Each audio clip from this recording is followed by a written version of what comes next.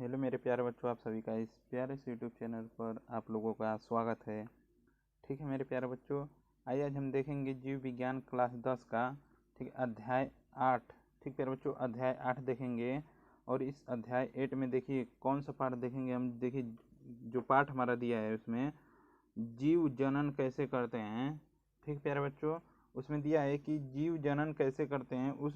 इस चैप्टर को जो है हम इस वीडियो में जो है पूरा देखेंगे। ठीक है, पूरा एक ही वीडियो में देखेंगे। ठीक प्यारे बच्चों, पूरा एक ही वीडियो में हम इस चैप्टर को कवर करेंगे।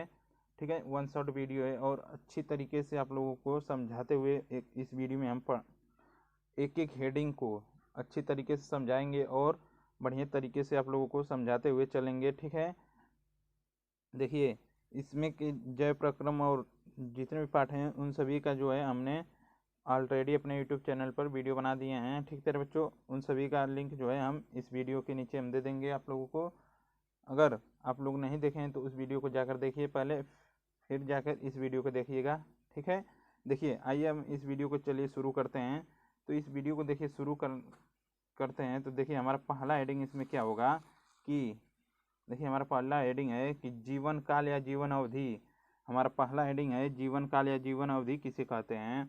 तो देखिए हम कह सकते हैं कि जीवों के जन्म से लेकर प्राकृतिक मृत्यु तक के बीच का समय ही जीवन काल या जीवन अवधि कहलाता है। ठीक है बच्चों, जैसे मानिए कोई यह जीव है। ठीक है, मानिए यह कोई जीव है। ठीक, यह एक जीव है कोई। देखिए इसकी इसकी जो जन्म मानिए आज आज इसकी जन्म हुई है। ठीक, और कोई अब आज से यह कितने वर्षों तक मानिए जीव जो है वृद्धि करके कई वर्षों तक जो है जीवित रहा है। ठीक है प्यारे बच्चों, और यह जीव जीवित रहा है और इसमें जितने भी इन बीच के देखिए यहाँ से और यहाँ तक की जितने भी इस बीच की जो जितने सफ़र होते हैं उन सभी के, ठीक है, इन वृद्धि करके यहाँ तक रहा है। ठीक है, और मानिए इसकी मृत्यु हो जाती है। ठीक है, इसकी मृत्यु हो जाती है तो जन्म से और मृत्यु तक के बीच की में, ठीक है, जन्म से देखिए जन्म से है जन्म और यह है मृत्यु। इसमें कितने इसके दोनों बीच की, ठीक प्यारे बच्चों, इन दोनों के बीच में जितना जीवन इसने व्यतीत किया है उसी को ही हम क्या कहते हैं, जीवन काल या जीवन अवधि कहते हैं। देखिए क्या कह रहा है, जीवों के जन्म से लेकर प्राकृतिक मृत्यु तक के बीच का समय ही जीवन अवधि या जीवन काल कहलाता है। यहाँ तक आया आप लोग समझ में। ठीक है, देखिए अब चलेंगे हम कि आगे चलते हैं। देखिए जैसे में बहुत से जीव हैं उनके जीवन काल देखिए निश्चित होते हैं। ठीक प्यारे बच्चों, देखिए जैसे में हम देखेंगे बरगद का जीवन काल जो होता है 220 वर्ष का होता है। ठीक प्यारे बच्चों, और देखिए पीपल का जो जीवन काल होता है 2000 वर्ष होता है। और देखिए मक्खी का जो जीवन काल होता है 1 से 2 दिन का होता है। मक्खी का जीवन काल 1 से 2 दिन का होता है। और गाय का जीवन काल क्या होता है, 25 वर्ष तक होता है। और चूहा का देखिए, चूहा का जो जीवन काल होता है 1 से 12 वर्ष, सॉरी बच्चों 1 से 2 वर्ष के बीच का होता है। चूहे का जीवन काल 1 से 2 वर्ष का। और हाथी का देखिए तो हाथी का 75 वर्ष होता है। और मानव का जो जीवन काल होता है 70 वर्ष तक होता है। बहुत लोग कहते हैं कि 100 वर्ष तक मानव जीवित रहते हैं। तो देखिए जीवन जो है आप लोग इस समय के वातावरण के रूप में देखिए पहले के लोग थे तो वो लोग जो थे बहुत लोग स्वादिष्ट भोजन कर रहे थे। और क्या कि जो उनका वो जो भोजन कर रहे थे वह यूरिया यूरिया देखिए इस समय जो भोजन कर रहे हैं उसमें यूरिया की मात्रा बहुत ज़्यादा है। ठीक है बच्चों, जिससे रोगों को रोग हमारे शरीर में बहुत ज़्यादा उत्पन्न हो रहे हैं। ठीक है, उस समय के जो लोग थे उस समय के लोग ज़्यादा यूरिया का सेवन नहीं करते थे। आप कोई भी चीज़ खा रहे हैं तो उसमें यूरिया की मात्रा अवश्य होगी। ठीक है, इसलिए जो है मनुष्यों का जो जीवन काल है वह 100 बल्कि 100 नहीं है, अब क्या हो जाए गई है घटकर 70 वर्ष तक ही इनका जो है जीवन काल है मानव का। ठीक है, देखिए जैसे में तोता का देखिए, तोता का कितना जीवन काल होता है 140 वर्ष होता है। और आइए आगे देखते हैं तो देखेंगे कौवा कौवा का जीवन काल 15 वर्ष होता है। और बिल्ली का जो जीवन काल होता है यह भी 15 वर्ष होता है। और कुत्ता का जीवन काल 15 से 18 वर्ष तक का होता है। और देखिए तितली जो होती है हमारी 1 से 2 सप्ताह तक जीवित रहती है। और कछुआ भी कितना रहता है, 150 से 300 वर्ष तक इसका जीवन काल होता है कछुए का। ठीक है, और देखिए बंदर का जो जीवन काल होता है कितना होता है, 25 वर्ष होता है। और देखिए मगरमच्छ जो होता है 10 से, सॉरी तो मगरमच्छ नहीं, मच्छर जो होता है 10 से 12 दिन का होता है। इसका जो मच्छर जो है 10 से 12 दिन इसकी जो है जीवन काल या जीवन अवधि होती है। ठीक है बच्चों, आइए अब चलेंगे अगले हेडिंग पर और उसे भी अच्छी तरीके से समझेंगे। यहाँ तक आया आप लोगों को समझ में? ठीक है, देखिए हमारा अगला हेडिंग है कि जनन किसे कहते हैं, तो हम कह सकते हैं कि जीवों द्वारा अपने ही समान नए जीव उत्पन्न करने की प्रक्रिया ही जनन कहलाती है। ठीक प्यारे बच्चों, जो जीव होते हैं वह अपने ही समान नए जीव जब उत्पन्न करते हैं तो उसी प्रक्रिया को ही हम क्या कहते हैं, तो उसी प्रक्रिया को हम क्या, जनन कहते हैं। ठीक है, आइए चलते हैं हम आगे। देखिए जनन की आवश्यकता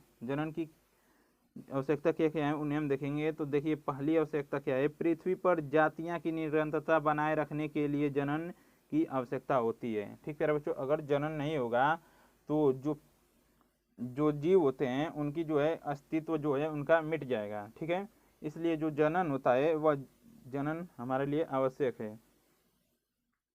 ठीक है, देखिए अब देखेंगे हम विभिन्नताएं। ठीक है, इनकी विभिन्नताएं देखेंगे। देखिए विभिन्नता में क्या है कि पृथ्वी पर, ठीक है, पृथ्वी पर जीव जंतुओं एक वनस्पति की विशाल संख्या पाई जाती है।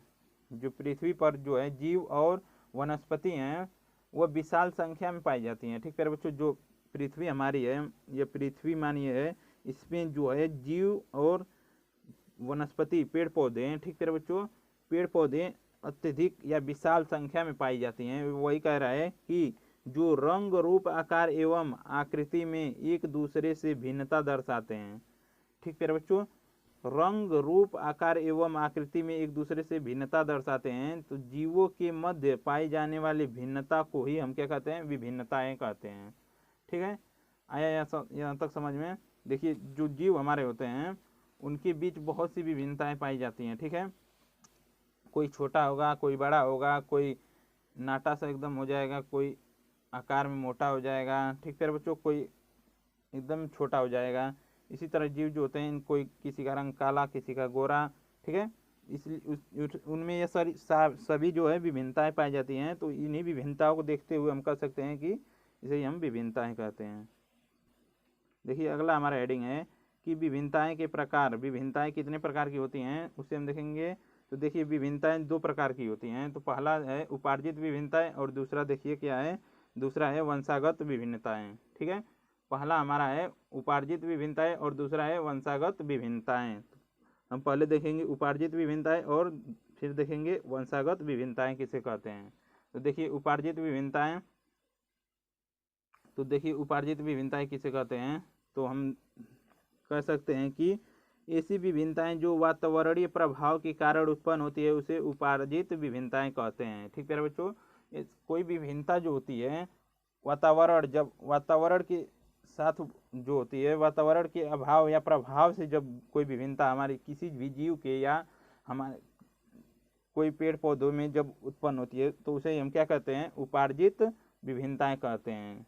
कोई बाहर से जब उसमें प्रभाव कोई वातावरण से पड़ता है, तो जैसे देखिए ताप, जल तथा प्रकाश। ठीक है बच्चों, ये सब क्या है, उपार्जित विभिन्नताएं। ये सब हमें वातावरणीय से यानी वातावरण से प्राप्त होते हैं। ठीक है, देखिए आइए चलते हैं हम आगे। अब देखेंगे अगली हेडिंग पर, आइए देखते हैं वंशागत विभिन्नताएं किसे कहते हैं। तो हम कहेंगे कि ऐसी विभिन्नताएं जो जन्मजात से होती हैं तथा उत्परिवर्तित के कारण उत्पन्न होती हैं उसे ही वंशागत विभिन्नताएं कहते हैं। ठीक है बच्चों, ऐसी कोई जो विभिन्नता होगी वह जन्म से, जब कोई जीव जन्म लेता है उसी समय से उसे वह विभिन्नता उसके शरीर में रहेगी, और किसी वश भी कोई परिवर्तन जब उसमें होता है तो वह यह क्या विभिन्नता जो होती हैं बाहर उत्पन्न हो जाती हैं, तो उसे हम क्या कहते हैं, वंशागत विभिन्नताएं कहते हैं। यह उसके जनक से आई हुई है विभिन्नता, इसलिए हम कहेंगे इसे वंशागत विभिन्नता। ठीक है, ये देखते हैं आगे हम। देखिए विभिन्नताओं के महत्व,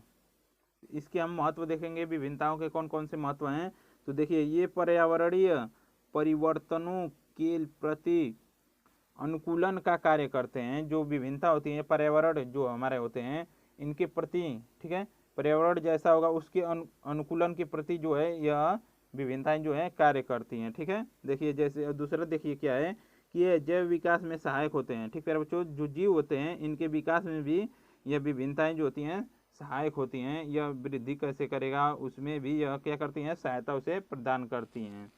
तो ये देखेंगे दूसरा, अगला देखेंगे हम, ये जातियां के, ठीक है, यह जातियों के अस्तित्व को बनाए रखने में भी सहायक होते हैं। ठीक है बच्चों, विभिन्नता जो होती हैं जातियों के अस्तित्व को भी बनाए रखने में सहायक होती हैं। कि यह जातियां जैसे पेड़ पौधों की जाति है, मनुष्यों की जाति है। ठीक है बच्चों, अलग अलग जो जातियां होती हैं उनकी जो अस्तित्व जो है उनका उसे भी बनाए रखने का यह कार्य करती हैं। ठीक है, देखिए अब देखेंगे हम जनन के प्रकार। जनन कितने प्रकार के होते हैं, तो देखिए जनन 3 प्रकार के होता है। ठीक है, जनन जो होता है 3 प्रकार का होता है। ठीक है बच्चों, जनन 3 प्रकार का होता है। देखिए कौन कौन से होते हैं, तो पहला हमारा है अलैंगिक जनन, दूसरा है कायिक जनन और तीसरा है लैंगिक जनन। ठीक है बच्चों, इन तीनों जननों को हम क्या करेंगे, बारी बारी से एक एक करके देखेंगे। ठीक है, तो देखेंगे हम पहले किसको देखेंगे, तो पहले हम अलैंगिक जनन को देखेंगे। ठीक है, देखिए अलैंगिक जनन किसे कहते हैं, तो हम कह सकते हैं कि अलैंगिक जनन किसे कहते हैं। देखिए जनन की ऐसी विधि जिसमें केवल एकल जीव की आवश्यकता होती है उसे ही हम अलैंगिक जनन कहते हैं। ठीक है बच्चों, मानिए कोई एक जीव है, उसमें किसी दूसरे जीव की आवश्यकता नहीं होती है। मानिए कोई जीव है, इसे केवल अपने, यह जो जीव है एकल, ठीक है, एकल जीव की इसमें आवश्यकता होती है। ठीक है बच्चों, और यह क्या करेगा, एकल जीव ही अब निर्माण करके कई जीवों का जो है निर्माण कर देगा। तो यही कह रहा है कि जनन की ऐसी विधि जिसमें केवल एकल जीव की आवश्यकता होती है उसे ही हम अलैंगिक जनन कहते हैं। अलैंगिक जनन में केवल एकल जीव से ही अन्य अन्य कई जीवों का निर्माण होता है। ठीक है, देखिए क्लोन किसे कहते हैं हम, तो हम कह सकते हैं कि अलैंगिक जनन द्वारा उत्पन्न संततियां आनुवांशिक एवं आकार की, ठीक है, रूप से अपने जनक के समान होती हैं, इसलिए हम इसे क्लोन कहते हैं। ठीक है बच्चों, जो अलैंगिक जनन से जब संततियां जो उत्पन्न होती है तो वह क्या होती हैं, वो अपने ही बिल्कुल अपने जनक के जो है समान होती है। ठीक है बच्चों, जैसे यह रहेगा वैसे भी इसकी जो संततियां होंगी वैसे ही यह भी रहेंगी। ठीक है, वह बिल्कुल क्या होंगे, अपने जनक के जो है समान होंगी। ठीक है, यह अपने जनक के बिल्कुल क्या होंगी, समान होंगी। जैसे हम ये अलग अलग खंड होते हैं, इसे हम ये क्या होते हैं, खंडन द्वारा इनका जो जनन होता है, तो यह इनका जनन होगा तो इनसे जो संततियां बनेंगी तो ये भी क्या इन्हीं के समान होगी। ठीक है बच्चों, इन्हीं के समान होंगी। ठीक है, यहाँ तक समझ में। तो आइए चलते हैं, इसलिए जो ये समान आकार की होती हैं तो इसे इसलिए ही हम क्या कहते हैं, इसे क्लोन कहते हैं। ठीक है, आइए चलते हैं हम आगे अगली हेडिंग की ओर। ठीक है, आइए अब देखेंगे हम अलैंगिक जनन के लक्षण। ठीक है बच्चों, अलैंगिक जनन के कौन कौन से लक्षण हैं उन्हें देखेंगे। तो देखिए अलैंगिक जनन के लक्षण में हम पहला लक्षण देखेंगे कि इसमें जनन के लिए एकल जीव की आवश्यकता होती है। कोई भी जीव जब होगा, ठीक है, कहीं भी आप लोग जनन देखिएगा कि केवल एकल जीव से जो अन्य जीवों का निर्माण हो रहा है, तो वहाँ पर आप लोग समझ जाइएगा कि वहाँ पर क्या हो रहा है, अलैंगिक जनन हो रहा है। ठीक है, देखिए इसमें क्या होता है, इस समसूत्री विभाजन पाया जाता है। ठीक है बच्चों, इसमें क्या होता है, समसूत्री विभाजन पाया जाता है। अगर यह कोशिका है तो यह समान भागों में जो है विभक्त होगी। ठीक है, यह समान भागों में विभक्त होगी, तो इसे हम कहते हैं समसूत्री, इसमें समसूत्री विभाजन पाया जाता है। ठीक है, आइए देखते हैं कि अगला क्या है, निषेचन। निषेचन की प्रक्रिया नहीं होती है इसमें, जो होता है इसमें निषेचन की प्रक्रिया नहीं होती है। देखिए प्यारे बच्चों, अगला आप देखिए युग्मनज जाइगोट का निर्माण नहीं होता है। तो अब देखेंगे अलैंगिक जनन के प्रकार। ठीक है, अलैंगिक जनन में अलैंगिक जनन के प्रकार देखेंगे। ठीक है प्यारे बच्चों, ये देखते हैं अलैंगिक जनन के प्रकार कौन कौन से हैं। तो देखिए पहला क्या है, विखंडन है। ठीक है, पहला है विखंडन और दूसरा दिया है खंडन। ठीक प्यारे बच्चों, और तीसरा दिया है मुकुलन और चौथा दिया है देखिए पुनरुद्भवन और पांचवा दिया है बीजाणु जनन। ठीक प्यारे बच्चों, यह सभी जो है इन पांचों को जो है हम एक एक करके समझते हुए चलेंगे। ठीक है, अलैंगिक जनन के ये सभी क्या हैं, प्रकार हैं। ठीक है, अब देखेंगे इन सभी को। तो देखिए पहला हम देखेंगे क्या, विखंडन। विखंडन हम किसे कहते हैं उसे हम देखेंगे, और यह कैसे होता है और किन किन जीवों में पाया जाता है। ठीक है, देखिए विखंडन जो है इसे हम क्या कहते हैं, विखंडन का अर्थ है टुकड़ों में टूटना। ठीक प्यारे बच्चों, आप लोग विखंडन का जो अर्थ होता है टुकड़ों में टूटना, कोई जीव होगा जो वह क्या होगा, कई टुकड़ों में जो है टूट जाएगा। ठीक प्यारे बच्चों, टुकड़ों में यह टूट जाएगा। तो यही कह रहा है कि एक टुकड़ों में टूटना, एक कोशिकीय जीवों में यह जनन की मुख्य विधि है। कोई एक कोशिकीय जीव होगा तो एक कोशिकीय जो जीव होते हैं उसमें जो है विखंडन का एक मुख्य विधि है। विखंडन एक मुख्य विधि है। देखिए यह निम्न दो प्रकार का होता है। ठीक है बच्चों, विखंडन जो है यह निम्न दो प्रकार का होता है। तो देखिए पहला कौन सा है, तो पहला है द्विविखंडन और तीसरा दूसरा दिया है बहुविखंडन। ठीक है, और आइए इन दोनों को देखकर और फिर देखेंगे आगे चल के उन खंडन को देखेंगे। ठीक है, और मुकुलन को देखेंगे और पुनरुद्भवन को देखेंगे और बीजाणु जनन को देखेंगे। तो हम पहले देखेंगे क्या, द्विविखंडन, और उसके बाद देखेंगे बहुविखंडन। ठीक है बच्चों, बहुविखंडन देखेंगे। तो आइए चलते हैं हम आगे अगली हेडिंग पर। देखिए प्यारे बच्चों, अब देखेंगे हम क्या, द्विखंडन द्विविखंडन देखेंगे। तो देखिए द्विविखंडन किसे कहते हैं, अलैंगिक जनन की यह विधि एक कोशिकीय जीवों में पाई जाती है। द्विविखंडन अलैंगिक जनन की यह जो विधि है एक कोशिकीय जीवों में पाई जाती है। इनमें पूर्ण रूपेण परिपक्व कोशिका का केंद्रक लंबा होकर, ठीक है बच्चों, दो केंद्रकों में विभक्त हो जाता है तथा ठीक है साथ ही साथ कोशिका द्रव्य भी विभाजित हो जाता है। फलस्वरूप एक जीव से दो जीव बन जाते हैं। ठीक है बच्चों, यह विखंडन की जो है इसे हम कह सकते हैं विखंडन। तो आइए देखते हैं हम चित्र की सहायता से। देखिए जैसे में क्या है, जैसे में अमीबा, पैरामीशियम तथा ईस्ट। ठीक है, तो देखिए हम चित्र की सहायता से इसे समझेंगे। ठीक है, देखिए अमीबा जो होता है हमारा, ठीक है, अमीबा एक जीव जो होती है, इसमें क्या होता है, इसमें देखिए यहाँ पर एक केंद्रक पाया जाएगा। ठीक है, देखिए इसमें एक केंद्रक होगा। ठीक, इसमें क्या है, केंद्रक है। ठीक है बच्चों, और यह जो भाग है, देखिए यह भाग जो है इसमें क्या है, कोशिका द्रव्य है। ठीक है, यह क्या है, यह सभी इसमें क्या भरे होंगे, कोशिका द्रव्य भरे होंगे। ठीक है,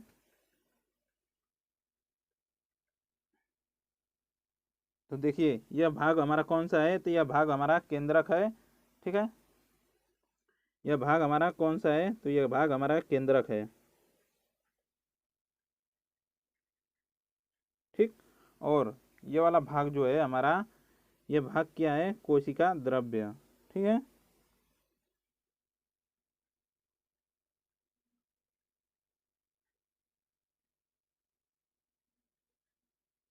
ठीक है बच्चों, यह कौन सा भाग है, कोशिका द्रव्य है।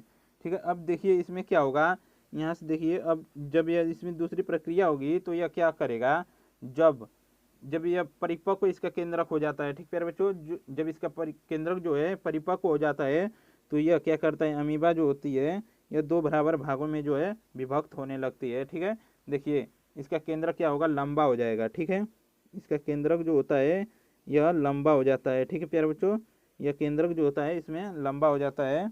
और देखिए अमीबा क्या हो जाएगा, अमीबा इस शेप में आ जाएगा। ठीक है बच्चों, केंद्रक जो होता है इसका लंबा हो जाता है और अमीबा जो है क्या हो जाएगी,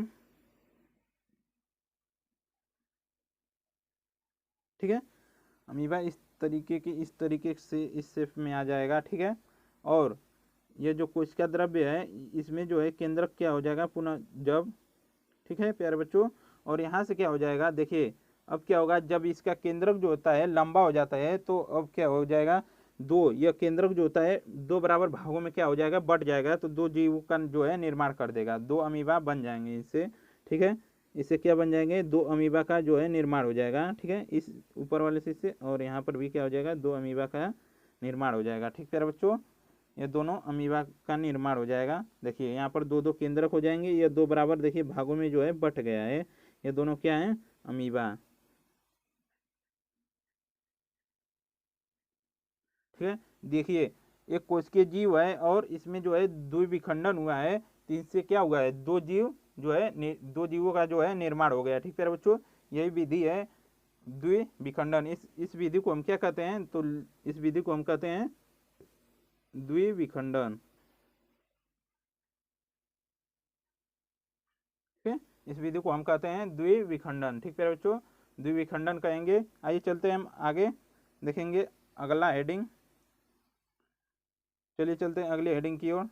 ठीक है, देखिए प्यारे बच्चों, अमीबा में भी उसी तरह होगा और पैरामीशियम में भी उसी तरह, ईस्ट में भी उसी तरह होगा। ठीक प्यारे बच्चों, इनके जो केंद्रक होते हैं लंबा हो जाएंगे और क्या हो जाएंगे, दो बराबर भागों में टूटकर दो जीवों का जो है निर्माण कर देंगे। ठीक प्यारे बच्चों, आइए चलते हम आगे देखेंगे बहुविखंडन किसे कहते हैं। तो देखिए बहुविखंडन में हम देखेंगे क्या कि देखिए बहुविखंडन यह प्रायः प्रतिकूल परिस्थिति में होता है। जो बहुविखंडन होता है यह प्रतिकूल परिस्थिति में होता है। इस प्रकार के जनन में कोशिका ठीक है के चारों ओर एक रक्षक आवरण या कोष्ठ बन जाता है। इस आवरण के अंदर कोशिका द्रव्य कई बार विभाजित होकर अनेक खंड बना लेता है। अनुकूल परिस्थिति आने पर आवरण फट जाते हैं तथा ठीक है बच्चों खंडन जो होते हैं बाहर निकल स्वतंत्र जीवों के रूप में विकसित हो जाते हैं। जैसे देखेंगे क्या किसमें होता है यह, तो हमारा हो जाएगा जैसे यूलोथ्रिक्स और मलेरिया परजीवी। ठीक है बच्चों, मलेरिया परजीवी में यह सभी जो है पाए जाते हैं। तो देखिए इसमें क्या होता है कि जो जीव होता है अनुकूल परिस्थिति जब आता है जीव में तो वह क्या करेगा कि उसके जो है उस जीव के चारों ओर जो है कोष्ठ बन जाएगा, उस आवरण एक बन जाता है। ठीक है बच्चों, एक आवरण बन जाता है। तो आइए देखेंगे हम उसे, देखिए अब देखेंगे हम क्या कि जो मलेरिया परजीवी है इसमें देखेंगे हम कैसे होता है बहुविखंडन। तो देखिए अब देखेंगे हम मलेरिया परजीवी में बहुविखंडन कैसे होता है, तो उसे भी हम चित्र की सहायता से समझेंगे। ठीक है, तो देखिए आइए चित्र की सहायता से उसे समझते हैं और उससे भी अच्छी तरीके से समझेंगे। ठीक है बच्चों, तो कह रहा है कि जो मलेरिया परजीवी होता है, तो देखिए मानिए एक मलेरिया परजीवी है, इसका एक चित्र हम बना ले रहे हैं आप लोगों के लिए। ठीक, यह एक मलेरिया परजीवी है मानिए, और देखिए इसमें क्या होता है कि इसमें एक और भाग होता है और इसका यह क्या होता है केंद्रक होता है। ठीक है बच्चों, यह एक केंद्रक होता है। और यहाँ से देखिए जब क्या होता है कि इसमें जब परिस्थिति अनुकूल आती है तो यह इसके चारों ओर जो होता है कोष्ठ बन जाते हैं। देखिए इसके चारों ओर क्या बना है, एक कोष्ठ बन गया है। और यहाँ पर क्या होगा, जो कोशिका इसकी जो ये सब कोशिका द्रव्य है इसमें, ठीक है, इसमें कोशिका द्रव्य जो पाए जाते हैं वह अनेक खंडों में क्या हो जाएंगे, टूटना प्रारंभ कर देंगे। ठीक है बच्चों, अनेक खंडों में टूटेंगे और ठीक है, और देखिए इसी तरह जो है अनेक खंडों में क्या हो जाएंगे, यह कोशिका द्रव्य टूटेंगे। ठीक है, अनुकूल परिस्थिति आने पर यह अनेक खंडों में टूटेंगे और क्या होंगे कि जब प्रतिकूल परिस्थिति में यह अनेक खंडों में टूटेंगे और जब अनुकूल परिस्थिति इनका आएगा तो क्या करेंगे, यह क्या करेंगे, यह जो खंड है यह इस जो है इस आवरण से जो है फटकर जो है बाहर निकल आएंगे। ठीक है बच्चों, इस आवरण से क्या हो जाएंगे, बाहर निकलते हुए यह जो खंड है, ठीक है, यह जो खंड है इस आवरण से बाहर निकलकर एक नए जीव का जो है निर्माण कर देंगे। ठीक है बच्चों, एक नए जीव का निर्माण कर देंगे। इससे क्या होगा, इसमें क्या हुआ है बहुविखंड, देखिए कई जीवों का इसमें निर्माण होगा। ठीक है, जितने भी ये खंड बने हैं इन सभी से एक नए जीवों का निर्माण होगा। ठीक है, आइए चलते हम आगे, यहाँ तक आए आप लोग समझ में, तो आइए चलते हम आगे अगले हेडिंग पर। आइए देखेंगे अब खंडन। ठीक है, देखिए खंडन हम किसे कहते हैं, तो कह सकते हैं कि कुछ बहुकोशिकीय जीवों का शरीर अनुकूल परिस्थितियों में दो या दो से अधिक खंडों में विभक्त हो जाता है और प्रत्येक खंड वृद्धि करके एक नए जीव के रूप में परिपक्व हो जाता है। इस प्रकार को ही खंडन कहते हैं। ठीक है बच्चों, तो देखिए इसमें क्या होगा, जब कोई जीव होगा, ठीक है, मानिए कोई जीव है, ठीक है, यह एक जीव है, ठीक, इसमें जो बहुकोशिकीय जो खंड होते हैं अनुकूल जब परिस्थिति आती है, ठीक है प्यारे बच्चों, अनुकूल परिस्थिति आती है तो ये क्या होते हैं, इनके जो है खंड आपस में जो है अलग अलग खंड जो है वृद्धि, ये अलग अलग खंड जो है क्या होते हैं टूटकर क्या करेंगे, यहाँ से भी एक जीव का निर्माण करेंगे। ठीक प्यारे बच्चों, यहाँ से भी एक जीव का निर्माण करेंगे और यहाँ से जब ये टूटेंगे तो यहाँ से भी क्या करेंगे, एक जीव का निर्माण करेंगे। ठीक प्यारे बच्चों, यहाँ से भी क्या करेंगे, एक जीव का निर्माण करेंगे। तो इससे अनेक जीवों का जो है निर्माण हो रहा है। तो देखिए क्या कह रहा है कि अधिक खंडों में विभक्त हो जाता है और प्रत्येक खंड वृद्धि करके एक नए जीव के रूप में, यह क्या कर रहे हैं, एक नए जीव के जो है रूप में परिवर्तित हो जा रहे हैं। तो इस प्रक्रिया को हम क्या कहते हैं, खंडन कहते हैं। इस प्रक्रिया को हम क्या कहेंगे,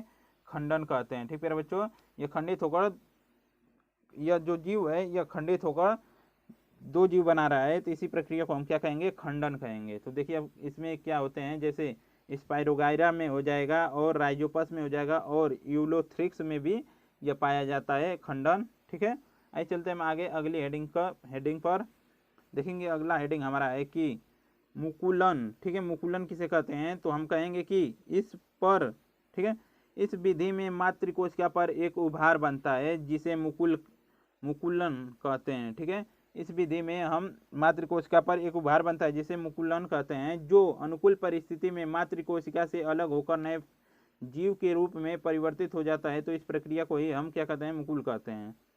ठीक है, इस प्रक्रिया को हम क्या कहते हैं, मुकुलन कहते हैं।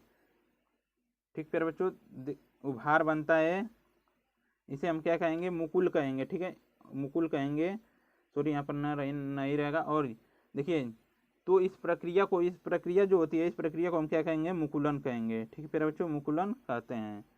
देखिए जैसे ईस्ट में हो जाएगा और हाइड्रा में हो जाएगा। तो ईस्ट में देखेंगे हम क्या हो जाएगा, ठीक है, तो जो ईस्ट होता है, ठीक प्यारे बच्चों, ईस्ट जो हमारा होता है, एक मानिए कोई ईस्ट है, इसमें कोशिका द्रव्य है। ठीक प्यारे बच्चों, और इसमें क्या होगा कि अब यहाँ से क्या हो जाएगा, यहाँ से जब जीव वृद्धि जब ये करेगा, ठीक प्यारे बच्चों, तो यहाँ से एक जीव बना लेगा और इसमें क्या हो जाएगा, केंद्रक भी हो जाएगा। ठीक प्यारे बच्चों, और जब यहाँ से इसमें जब हो जाएगा, यहाँ से दोबारा यह वृद्धि करेगा, तो अलग भाग में जो है ये क्या हो जाएंगे कि यहाँ से क्या हो जाएगा, यह अलग हो जाएगा और यहाँ से भी यह अलग हो जाएगा। ठीक प्यारे बच्चों, और देखिए यहाँ से अब यह दो जीव का जो है निर्माण कर देगा। ठीक प्यारे बच्चों, दो जीवों का निर्माण कर देगा। ठीक है, यह दोनों जीवों का जो है ईस्ट में यह विधि अपनाई जाती है। यह एक ईस्ट का पादप है। ठीक प्यारे बच्चों, पादप नहीं, ईस्ट एक, ठीक प्यारे बच्चों, ईस्ट है।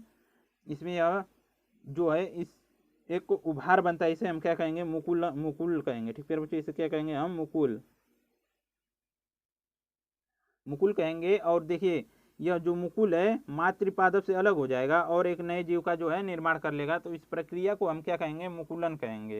यहाँ तक आया आप लोगों को समझ में। आइए चलते हैं हम आगे अगली हेडिंग पर देखेंगे। अगला हेडिंग देखिए, जैसे में ईस्ट में हो जाएगा और हाइड्रा में हो जाएगा, और सॉरी बच्चों, ईस्ट और हाइड्रा इत्यादि में यह सभी पाए जाते हैं। देखिए जैसे अगला हेडिंग हमारा क्या है कि पुनरुद्भवन किसे कहते हैं, तो हम कह सकते हैं कि किसी भी जीव के किसी भी भाग को काटकर सामान्यतः एक नए जीव की प्राप्ति करना ही पुनरुद्भवन कहलाता है। ठीक है बच्चों, जो प्लेन जैसे में हो जाएगा क्या, प्लेनेरिया, हाइड्रा इत्यादि। ठीक है, प्लेनेरिया में भी क्या पाया जाता है। ठीक है, देखिए प्लेनेरिया जो होता है एक जीव होता है, जो हम उसके किसी भी भाग को जब हम काटेंगे तो उससे एक नए जीव का जो है निर्माण हो जाएगा। तो देखिए प्लेनेरिया एक जीव होता है, उसका भी हम चित्र बना दे आप लोगों के लिए।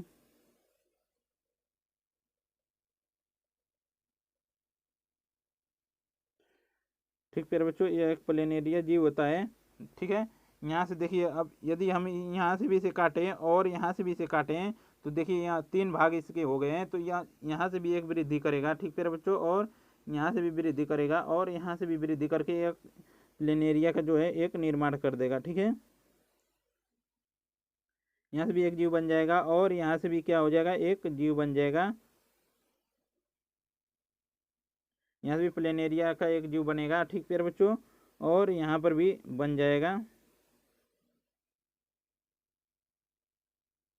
ठीक है, देखिए यहाँ पर हम यदि यहाँ से भी काटेंगे तो यहाँ से भी एक जीव बनेगा और यहाँ पर काटेंगे और तभी भी यह क्या करेंगे, जीव बनाते चलेंगे। हर एक भाग जो है इसका एक नया जीव बना देगा। ठीक प्यारे बच्चों, तो देखिए यही कह रहा है कि किसी भी जीव के, ठीक है, किसी भी जीव के किसी भी भाग को काटकर सामान्यतः नए जीव की उत्पत्ति करना ही पुनरुद्भवन कहलाता है। देखिए प्लेनेरिया जो होता है, इसके हम किसी भी भाग को जब काटते हैं तो उससे एक नए जीव का जो है उत्पत्ति हो जाता है। तो उसे हम क्या कहेंगे, पुनरुद्भवन। इस प्रक्रिया को हम क्या कहेंगे, पुनरुद्भवन। ठीक प्यारे बच्चों, इस प्रक्रिया को हम पुनरुद्भवन कहते हैं। आइए चलते हैं आगे अगली हेडिंग पर। देखिए प्यारे बच्चों, अब देखेंगे हम क्या कि बीजाणु जनन किसे कहते हैं। तो देखिए कुछ एक कोशिकीय जीव प्रतिकूल परिस्थिति में बीजाणु का निर्माण करते हैं और अनुकूल परिस्थिति में एक नए जीव का जो है निर्माण करते हैं। तो इस प्रक्रिया को हम क्या कहते हैं, बीजाणु जनन कहते हैं। जैसे में शैवाल जो होता है उसमें बीजाणु जनन पाया जाता है। ठीक प्यारे बच्चों, जो शैवाल होता है उसमें जो है अनुकूल जब परिस्थिति होगा तो वह क्या करेगा, बीजाणुओं का, कई बीजाणुओं का जो है निर्माण करेगा। ठीक है, जो मानिए कोई शैवाल है, इसमें क्या हो जाएगा, बीजाणु का जो है निर्माण हो जाएंगे और यह बीजाणु निर्माण करके जब इसकी जो प्रतिकूल परिस्थिति अनुकूल जब प्रतिकूल परिस्थिति रहेगी तब क्या करेगा कि बीजाणु निर्माण करेगा, और जब अनुकूल परिस्थिति आ जाएगी तो यह बीजाणु जो है अनेक जीव का जो है निर्माण कर देंगे। ठीक है बच्चों, और अनेक जीव का जो है निर्माण करेंगे। तो यह देखिए बीजाणु से ही इसमें जो है जनन हो रहा है। शैवाल में क्या किससे जनन हो रहा है, तो बीजाणु से हो रहा है। ठीक है बच्चों, यहाँ तक आया आप लोग समझ में। आइए चलते हैं हम आगे अगली हेडिंग पर, देखेंगे क्या कि अब देखेंगे कायिक जनन। अलैंगिक जनन हम लोगों ने देख लिया, तो अब देखेंगे कायिक जनन किसे कहते हैं। तो देखेंगे कायिक जनन देखिए किसे कहते हैं। तो देखिए कायिक जनन पेड़ पौधों के कायिक भाग जैसे जड़ तथा तना पत्ती द्वारा नए पादप के विकसित होने की प्रक्रिया ही कायिक जनन कहलाती है। ठीक है, तो देखिए पहला क्या है, कायिक जनन के प्रकार। ठीक है बच्चों, जो पेड़ पौधा जड़ तना, जड़ से भी होगा। ठीक है बच्चों, जैसे जड़ में हम किसे ले लेंगे, तो जड़ से अदरक हो जाएगा। ठीक है बच्चों, अदरक में जो होता है, ठीक है, अदरक मानिए है, इससे क्या हो जाएगा, एक नए जीव का जो है निर्माण हो जाएगा। जड़ तना में हम आलू ले लेंगे। ठीक है बच्चों, आलू जो है एक तना होता है। ठीक है बच्चों, इससे जो इसमें जो आंखें पाई जाती है, इससे भी एक नए पादप का निर्माण होता है। और पत्ती में एक जो होता है ब्रायोफिलम का एक पौधा होता है, उसमें जो होता है पत्तियों से भी एक नए पादप का निर्माण होता है। ठीक है, देखिए जैसे कायिक जनन के प्रकार देखेंगे, तो कायिक जनन के देखिए प्रकार कौन कौन से हैं। तो देखिए कायिक जनन के प्रकार, प्राकृतिक कायिक जनन और कृत्रिम कायिक जनन। ठीक है, प्राकृतिक कायिक जनन और कृत्रिम कायिक जनन। देखिए प्राकृतिक कायिक जनन हम किसे कहते हैं, तो ऐसा कायिक जनन जिसमें प्राकृतिक रूप से पादप का कोई भी अंग या भाग मातृपादप से अलग होकर नया पादप बनाता है, तो उसे हम क्या कहेंगे, प्राकृतिक कायिक जनन कहेंगे। तो देखिए इसके कहने का मतलब यह है कि ऐसा भी कोई अंग जो होता है, ठीक है बच्चों, जो भाग होता है वह मातृपादप से अलग होकर एक नए पादप का निर्माण करेगा। ठीक है, मानिए कोई मातृपादप है, यह एक पादप है। ठीक है बच्चों, यह एक पादप है, मानिए यहाँ पर भी यह जो भाग है, इस भाग से भी एक क्या होगा, नए भाग का जो है एक नए पादप का जो है निर्माण हो जाएगा। ठीक है बच्चों, तो उसे ही क्या कहेंगे हम, उसे हम कहेंगे प्राकृतिक कायिक जनन। तो यही कह रहा है कि ऐसा कायिक जनन जिसमें प्राकृतिक रूप से पादप का कोई भी अंग या भाग मातृपादप से अलग होकर एक नया पादप बनाता है, तो उसे हम कहते हैं क्या, प्राकृतिक कायिक जनन। ठीक है बच्चों, प्राकृतिक कायिक जनन। तो आइए देखते हैं इसमें कौन कौन से भाग हो जाएंगे। जैसे शकरकंद हो जाएगा, सतवार हो जाएगा और पुदीना हो जाएगा। ठीक है बच्चों, शकरकंद, सतवार, पुदीना इत्यादि। यहाँ तक आया आप लोगों को समझ में। आइए चलते हैं आगे अगली हेडिंग पर। आइए देखते कि कृत्रिम कायिक जनन किसे कहते हैं। तो देखिए मानव द्वारा पादपों में कृत्रिम ढंग से किए गए कायिक जनन को ही कृत्रिम कायिक जनन या कायिक प्रवर्धन कहते हैं। ठीक है बच्चों, तो देखिए जैसे में हो जाएगा कलम लगाना, दाब लगाना, गुठी बांधन इत्यादि। तो देखिए कलम लगाना हम किसे कहेंगे और कैसे यह विधि होती है, तो देखेंगे कलम लगाना। ठीक है, देखिए इस विधि में तने के कलिका युक्त, ठीक है, तने की कलिका, इस विधि में जो ये विधि है, तने की कलिका युक्त छोटे छोटे टुकड़े काट लिए जाते हैं। ठीक है, इसे भूमि में उचित स्थान पर दबा देते हैं, जिनमें कुछ दिनों के बाद जड़ें निकल आते हैं और उपस्थित कलिकाएं वृद्धि करके नया पादप बना लेते हैं, जैसे गुलाब, गुड़हल, गन्ना। ठीक है बच्चों, जो गन्ना हमारा होता है, देखिए यह एक मानिए एक गन्ना है, गन्ना का एक पादप है। ठीक है, ठीक है बच्चों, और इसमें जो देखिए यहाँ पर एक पर्वसंधियाँ जो पाई जाती हैं इसमें, ठीक है, और यहीं पर जो होती हैं इनकी जो क्या पाई जाती हैं, कलिका युक्त, जो इसी इन्हीं पर ये कलिका पाई जाती हैं। ठीक है बच्चों, यहीं पर इन्हीं के जोड़ों पर जो है कलिका पाई जाती हैं। तो और देखिए यहाँ पर हम यहाँ से भी काट कर एक जीव बना लेंगे और यहाँ से भी काट कर, तो देखिए इसे हम क्या कहेंगे, कलिका युक्त जो छोटे छोटे हम टुकड़े इसे काट लेंगे, और मिट्टी जो होती है, मिट्टी के अंदर जो है हम इसे इस तरीके से हम क्या करेंगे, इसे हम रख देंगे, और इसे हम रख देंगे। तो यहाँ से जब कलिका जो होती है, यहाँ से जड़ें विकसित होंगी। ठीक है बच्चों, यहाँ से जड़ें विकसित होंगी और यहाँ से एक नए पादप का जो है कुछ दिनों बाद एक नए पादप का जो है निर्माण हो जाएगा। ठीक है, और नए पादप का जो है निर्माण हो जाएगा, तो इसे हम क्या कहेंगे, कलम लगाना, या ठीक है, इसे हम कहते हैं कलम लगाना। ठीक है बच्चों, जो गन्ने में भी यह होता है, गुड़हल में भी होता है, और गुलाब के पौधे में भी यह पाया जाता है। ठीक है बच्चों, आइए देखते हैं हम आगे। देखिए दाब लगाना आप किसे कहेंगे, हम दाब लगाना। तो देखिए दाब लगाना कुछ पौधे, देखिए दाब लगाना हम कुछ पौधे जिनकी शाखाएं मुलायम होती हैं। ठीक प्यारे बच्चों, जो कुछ पौधे ऐसे होते हैं जिनकी जो शाखा होती है बिल्कुल मुलायम होती है, उनके किसी भी भाग को झुकाकर नम मिट्टी में दबा देते हैं और कुछ समय बाद इनमें जड़ें विकसित या जड़ें निकल आती हैं और नई कलिका बन जाती है। अब क्या करेंगे, अब इसे पैतृक पौधे से काटकर अलग कर देते हैं। यह वृद्धि करके पूर्ण पादप बन जाता है। ठीक प्यारे बच्चों, जैसे देखिए कौन सा होता है, बेला, चमेली, कनेर इत्यादि।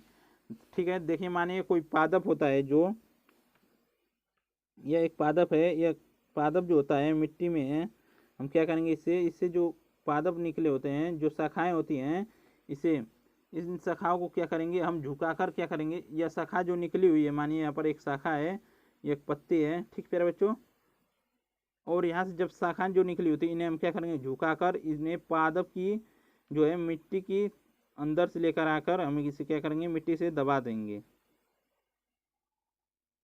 ठीक है, और यहाँ से जो है पत्तियां यहाँ पर रहेंगी।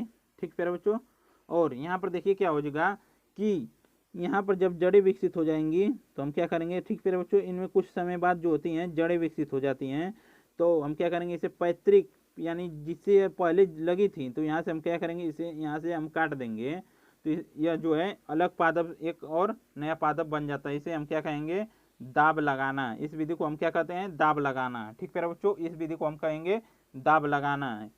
ठीक है, आइए चलते हैं आगे। यहाँ तक आया आप लोगों को समझ में, जैसे हो जाएगा बेला, चमेली, कनेर इत्यादि में जो होता है दाब लगाकर हम नए पादप का निर्माण कर सकते हैं।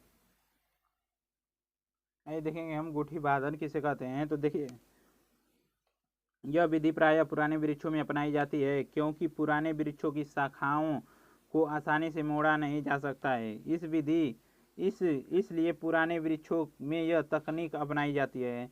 इस विधि में किसी वृक्षों की मोटी शाखा की छालों को हटाकर उस पर खुदरा युक्त मिट्टी लगाकर, ठीक है बच्चों, मिट्टी लगाकर रुई या मान से लपेटकर नमी प्रदान की जाती है। ठीक है, नमी को बनाए रखने के लिए सूक्ष्म जीवों से सुरक्षित रखने के लिए पॉलीथीन बांध दी जाती है और उस पर जड़ें विकसित कराई जाती है और उसे मातृ पादप से अलग करके नए पादप विकसित कराए जाते हैं। ठीक है बच्चों, नए पादप जो होते हैं विकसित कराए जाते हैं। देखिए जो पुराने हमारे वृक्ष होते हैं, पुराने जैसे बरगद का हुआ, ठीक है, इनकी जो शाखा होती है बहुत मोटी होती है, इसे हम आसानी से क्या करते हैं, इसे आसानी से हम मोड़ नहीं सकते हैं। ठीक है बच्चों, तो इनसे जब हम क्या करेंगे, इनसे जब हमें पादप का निर्माण करना होता है तो हम क्या करेंगे कि मानिए एक पादप एक है और यहाँ से हम क्या करेंगे, एक और पादप है, तो इसमें क्या करेंगे, हम जो यहाँ पर जो है इसकी जो छाल जो होती है इसे हम क्या करेंगे, हटा लेंगे और इस पर क्या करेंगे, एक गीली मिट्टी से हम क्या करेंगे, नमी इसे क्या करेंगे, लपेट कर बांध देंगे। और ठीक है बच्चों, इस शाखा को इसमें शाखा पर जड़ें हम विकसित कराएंगे। ठीक है, इस शाखा पर जड़ें हम विकसित कराएंगे और जब ये इसमें जड़ें विकसित हो जाएंगी तो हम क्या करेंगे, इस पादप से जो है अलग करके ये एक नए पादप का जो है निर्माण कर देगा। ठीक है, यही जो विधि है इसे हम क्या कहते हैं, गुठी बाधन, इसे हम कहते हैं गुठी बाधन।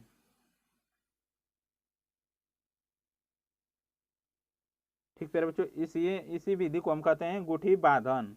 ठीक है, आया यहाँ तक समझ में। अब देखिए कायिक जनन के लाभ कौन कौन से हैं, हम देखेंगे कायिक जनन के लाभ।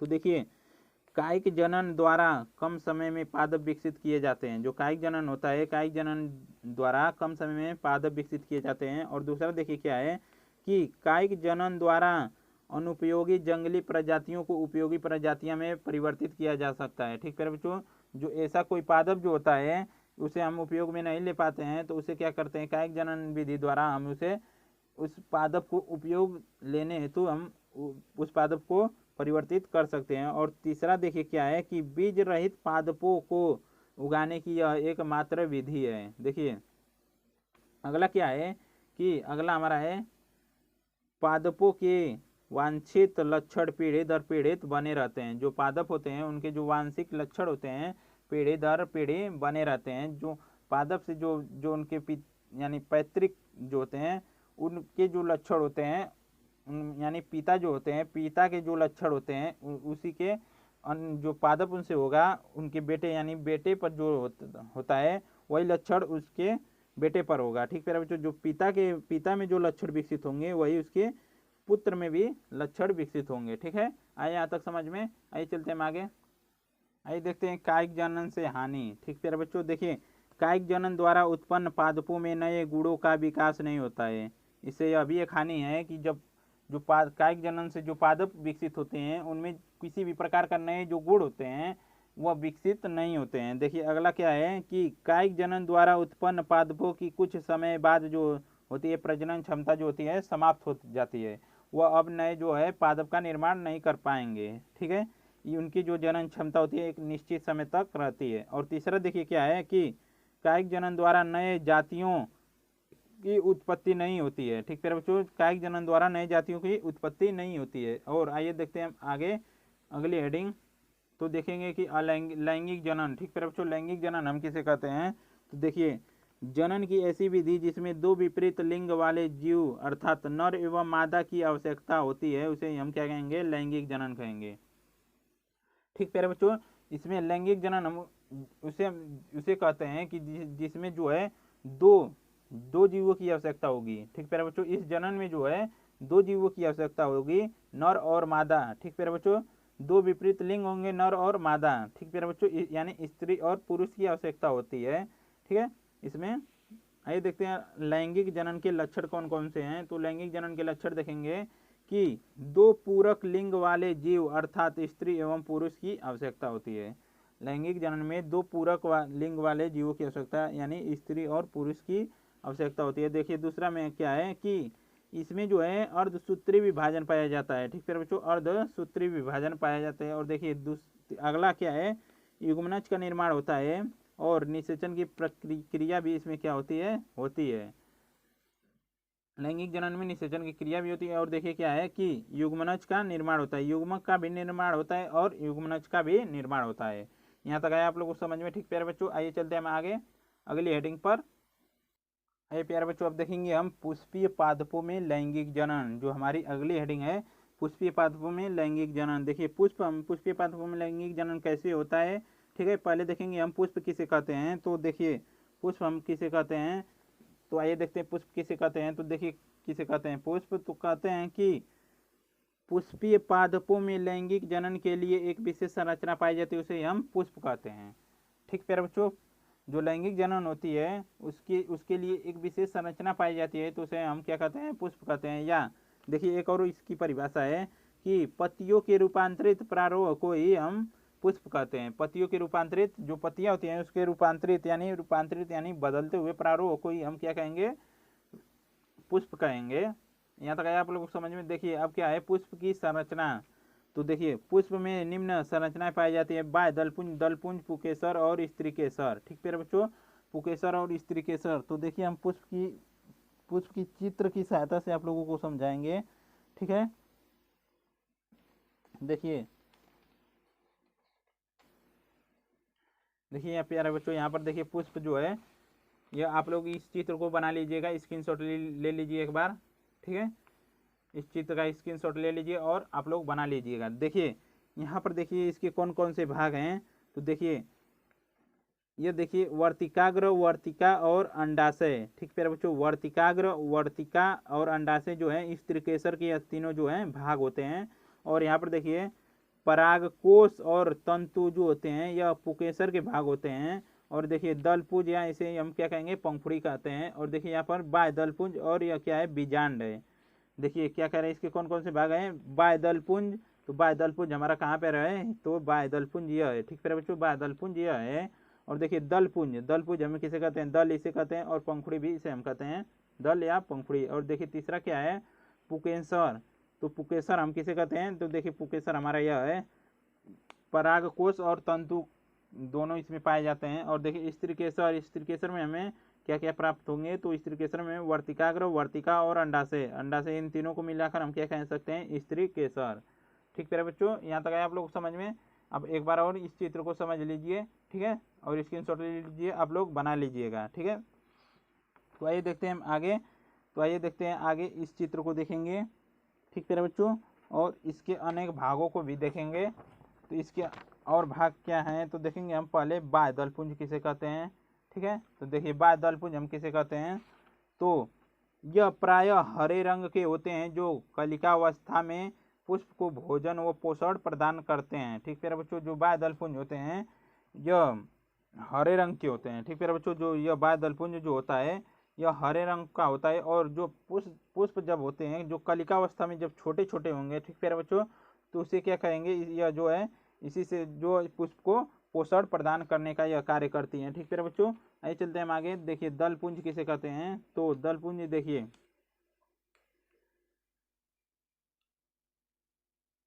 ये प्रायः रंगीन होते हैं जो कीटों को परागण हेतु आकर्षित करने का कार्य करते हैं। तो दलपुंज का भी आप लोग देख लीजिए, दलपुंज किसे कहते हैं। देखिए यह दलपुंज है, यह रंगीन होते हैं ताकि जो परागण होता है तो कीट जो आए, और यह रंगीन इसलिए होते हैं क्योंकि परागण के लिए कीटों को आकर्षित करने का यह कार्य करते हैं। तो आइए देखते हैं आगे।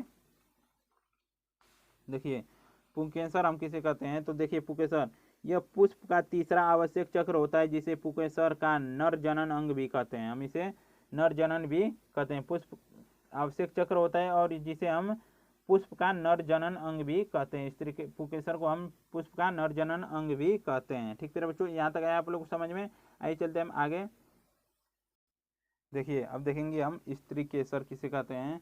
तो देखिए स्त्री केसर किसे कहते हैं। देखिए यह पुष्प का चौथा एवं अंतिम आवश्यक चक्र है जिसे पुष्प का मादा जनन अंग भी कहते हैं। स्त्री केसर को हम पुष्प का मादा जनन अंग कहते हैं, और पुंकेसर को हम स्त्री के और पुंकेसर जो होता है उसे हम नर जनन अंग कहते हैं पुष्प का, ठीक प्यारे बच्चों। आइए देखते हैं इसके निम्न 3 भाग होते हैं। जो स्त्रीकेसर होता है इसके 3 भाग होते हैं। तो देखिए पहला कौन सा भाग है, वर्तिकाग्र, और दूसरा कौन सा भाग है, वर्तिका, और तीसरा भाग क्या है, अंडाशय, ठीक प्यारे बच्चों। देखिए पहला भाग वर्तिकाग्र, वर्तिकाग्र यह ऊपर की जो संरचना है वर्तिकाग्र, और यह जो संरचना है वर्तिका, और यह जो बीच वाली पूरी संरचना है अंडाशय। स्त्रीकेसर के जो यह 3 भाग हैं, ठीक प्यारे बच्चों। यह और यह जो तीनों यह स्त्रीकेसर के भाग हैं। आइए इन तीनों को हम देखेंगे कि किसे कैसे परिभाषित करते हैं, ठीक प्यारे बच्चों, इसे भी हम समझेंगे। तो देखिए हम वर्तिकाग्र किसे कहते हैं, तो उसे देखेंगे कि स्त्रीकेसर के शीर्ष भाग पर एक चिपचिपी शर्करा युक्त छतरीनुमा एक संरचना पाई जाती है जिसे वर्तिकाग्र, ठीक प्यारे बच्चों, वर्तिकाग्र कहते हैं, जिसमें मैलिक अम्ल पाया जाता है। जो यह चिपचिपी एक छतरीनुमा संरचना होती है, ठीक प्यारे बच्चों, यह जो होती है पुष्प के ऊपर जो यह एक छतरीनुमा संरचना होती है स्त्रीकेसर के ऊपर, उसे हम क्या कहेंगे, वर्तिकाग्र कहते हैं, ठीक प्यारे बच्चों। इसे हम क्या कहेंगे, वर्तिकाग्र कहते हैं। इसमें मैलिक अम्ल पाया जाता है, ठीक प्यारे बच्चों, इसमें मैलिक अम्ल पाया जाता है। आइए देखते हैं वर्तिका किसे कहते हैं। तो देखेंगे कि अंडाशय एवं वर्तिकाग्र के मध्य में एक खोखली एवं नलिकाकार संरचना पाई जाती है जिसे वर्तिकाग्र कहते हैं। अंडाशय जो हमारा होता है, देखिए अंडाशय, यह अंडाशय और वर्तिकाग्र के मध्य में एक खोखली, देखिए खोखली नलिका है, उसे ही हम क्या कहेंगे, वर्तिकाग्र कहेंगे, ठीक है। यहाँ तक आया आप लोग को समझ में। आइए चलते हैं हम आगे। देखिए अब अंडाशय किसे कहते हैं, तो देखिए अंडाशय स्त्रीकेसर के सबसे निचले एवं फूले हुए भाग को ही हम अंडाशय कहते हैं, ठीक प्यारे बच्चों। जो स्त्रीकेसर का यह जो पूरा भाग है, इसमें देखिए यह सबसे निचला भाग है, यह मिडिल यानी मध्य का भाग है, यह ऊपर का भाग है, तो इसे हम क्या कहेंगे, अंडाशय कहेंगे। देखिए यह फूला हुआ भाग है, इसे हम क्या कहेंगे, अंडाशय कहेंगे, ठीक प्यारे बच्चों। आइए देखते हैं आगे, अगली हेडिंग पर चलेंगे। यहाँ तक आया आप लोगों को समझ में, ठीक है। आइए चलते हैं आगे अगली हेडिंग की ओर। आइए देखते हैं जननांगों के आधार पर पुष्प, ठीक प्यारे बच्चों। जनन अंगों के आधार पर पुष्प कितने प्रकार के होते हैं उसे हम देखेंगे। तो देखिए पुंकेसर तथा स्त्रीकेसर की उपस्थिति तथा अनुपस्थिति के आधार पर पुष्प 2 प्रकार के होते हैं। तो देखिए पहला क्या है, एक लिंगी पुष्प, और दूसरा है उभयलिंगी पुष्प। तो देखिए एक लिंगी पुष्प हम किसे कहते हैं, तो देखिए एक लिंगी पुष्प हम उसे कहेंगे कि ऐसे पुष्प जिनमें पुंकेसर या स्त्रीकेसर में से कोई एक ही जनन अंग उपस्थित होता है उसे हम एक लिंगी पुष्प कहते हैं, ठीक है बच्चों। कोई पुष्प ऐसा होगा कि उसमें स्त्रीकेसर या पुंकेसर जो होते हैं उनमें से केवल एकल ही जनन अंग जो है उस पुष्प में उपस्थित होगा तो उसे हम एकलिंगी पुष्प कहते हैं। जैसे में क्या होता है, कौन कौन से पादप होते हैं, तो देखिए पपीता होता है एकलिंगी पुष्प, तरबूज में भी एकलिंगी पुष्प होता है, इसमें केवल एकल ही जीव एकल जो है जनन अंग उपस्थित होते हैं। ठीक प्यारे बच्चों, आइए चलते हैं आगे। देखिए उभयलिंगी पुष्प या द्विलिंगी पुष्प भी इसे कहते हैं। देखिए ऐसे पुष्प जिनमें स्त्रीकेसर और पुकेसर दोनों जनन अंग एक ही पुष्प में पाए जाते हैं उसे ही उभयलिंगी या द्विलिंगी पुष्प कहते हैं। ठीक प्यारे बच्चों, ऐसे पुष्प जिनमें स्त्रीकेसर और पुकेसर दोनों जनन अंगों में से केवल एकल ही पुष्प, ठीक है, दोनों जनन अंग एकल ही पुष्प में पाए जाते हैं। जो जनन अंग दो होते हैं स्त्रीकेसर और पुकेसर एकल ही पुष्प में पाए जाएंगे उसे हम क्या कहेंगे, उभय लिंगी पुष्प कहेंगे। ठीक है, आइए चलते हैं आगे। जैसे देखेंगे गुड़हल, सरसों, मटर इत्यादि में जो है उभयलिंगी पुष्प यह होते हैं। ठीक है बच्चों, यहाँ तक आया आप लोगों को समझ में आइए देखते हैं पुष्पों में लैंगिक जनन के चरण। ठीक है, पुष्पों में लैंगिक जनन के चरण कौन कौन से हैं, तो देखिए पुष्पों में लैंगिक जनन के चरण, पादपों में लैंगिक जनन के निम्न चरण पाए जाते हैं। तो देखिए कौन कौन से हैं, तो देखिए पहला क्या है, युग्मक जनन। तो युग्मक जनन हम देखेंगे, देखिए नर तथा मादा युग्मक के बनने की प्रक्रिया को ही युग्मक जनन कहते हैं। नर और मादा युग्मक के बनने की प्रक्रिया ही युग्मक जनन कहते हैं। आइए चलते हैं आगे अगली हेडिंग पर। आइए प्यारे बच्चों अब देखेंगे हम परागण। परागण किसे कहते हैं, तो देखिए परागण हम देखिए किसे कहते हैं कि जब किसी पुष्प के परागकण किसी पुष्प के वर्तिकाग्र पर पहुंचने की प्रक्रिया को ही परागण कहते हैं। ठीक है बच्चों, जब किसी पुष्प के परागकण किसी पुष्प के वर्तिकाग्र पर पहुंचते हैं तो इस प्रक्रिया को ही हम क्या कहेंगे, परागण कहेंगे। देखिए परागण के प्रकार, परागण जो होते हैं दो प्रकार के होते हैं। तो देखिए कौन कौन से होते हैं, पहला होता है स्वपरागण और दूसरा होता है परपरागण। ठीक है बच्चों, स्वपरागण का आप देखेंगे स्वपरागण किसे कहते हैं, तो देखिए स्वपरागण किसे कहते हैं, जब किसी पुष्प के परागकण उसी पुष्प के वर्तिकाग्र या उसी पादप के किसी अन्य पुष्प के वर्तिकाग्र पर पहुंचते हैं तो उसे ही हम स्वपरागण कहते हैं। ठीक है बच्चों, तो उसे हम क्या कहेंगे, स्वपरागण कहेंगे। तो देखिए जैसे स्वपरागण का आप लोग एक चित्र की सहायता से ये समझा दें आप लोगों को कि देखिए क्या करें, जब किसी पुष्प के परागकण उसी पुष्प के वर्तिकाग्र या उसी पादप के किसी अन्य पुष्प के वर्तिकाग्र पर पहुंचते हैं तो हम क्या कहेंगे, उसे स्वपरागण कहेंगे। देखिए यहाँ पर चित्र की सहायता से आप लोग समझिए पहले कि देखिए यहाँ पर एक मानिए एक पादप है। ठीक है बच्चों, यहाँ पर एक पादप है और यहाँ से जो, ठीक है,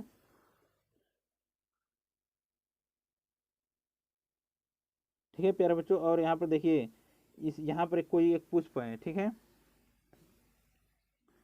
यहाँ पर मानिए एक पुष्प है,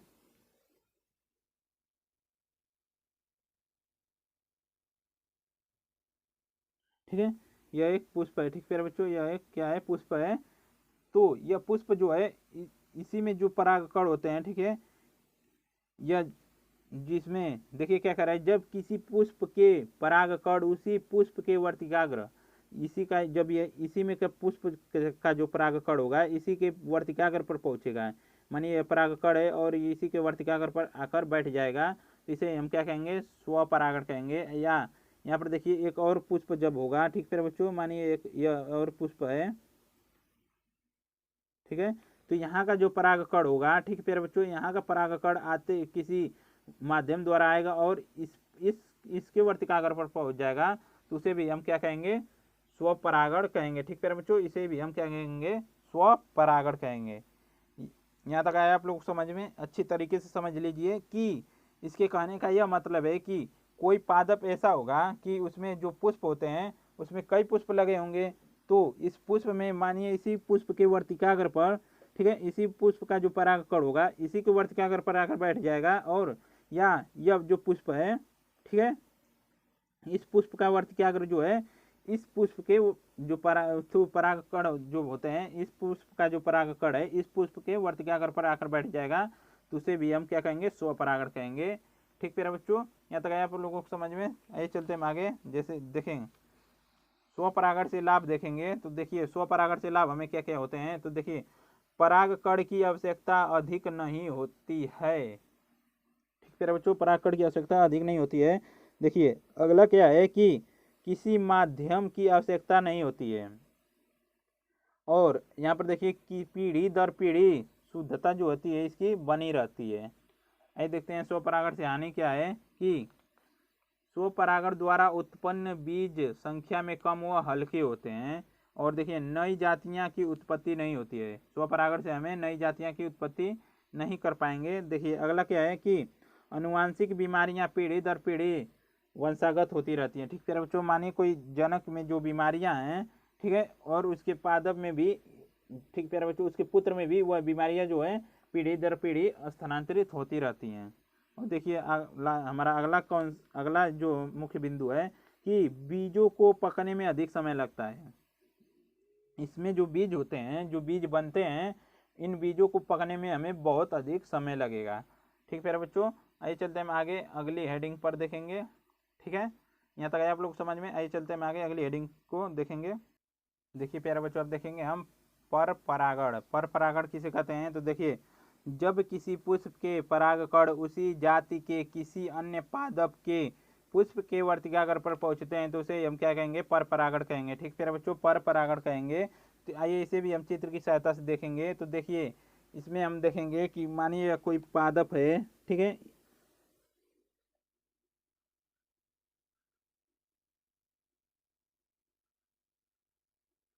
एक उसकी पत्ती है, ठीक है, और यहाँ पर भी एक कोई पादप है।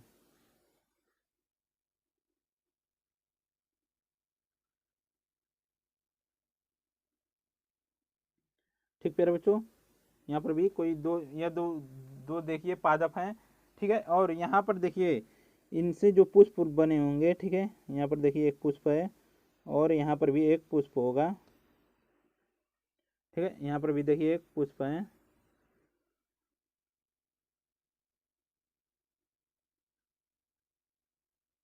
ठीक है, यहाँ पर भी एक पुष्प है। ठीक है, अब क्या होगा कि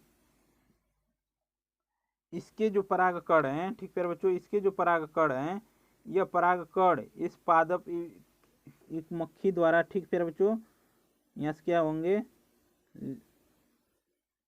ठीक है, यहाँ से इस पादप पर आएंगे, जो परागकण होंगे इस वर्तिकाग्र पर आएंगे। तो यही कह रहा है कि इस विधि को हम क्या कहेंगे? स्वपरागण कहेंगे। ठीक प्यारे बच्चों, या यहाँ से भी परागकण इस पर आ सकते हैं और यहाँ से भी परागकण इस पर आ सकते हैं। ठीक प्यारे बच्चों, इस परागकण के जो है ये इस परागण का जो यह परागण जो होते हैं, ठीक है, परागकण इस पुष्प के वर्तिकाग्र पर आ सकता है और इसका जो परागकण है, इसका परागकण इस पुष्प के वर्तिकाग्र पर भी आ सकता है।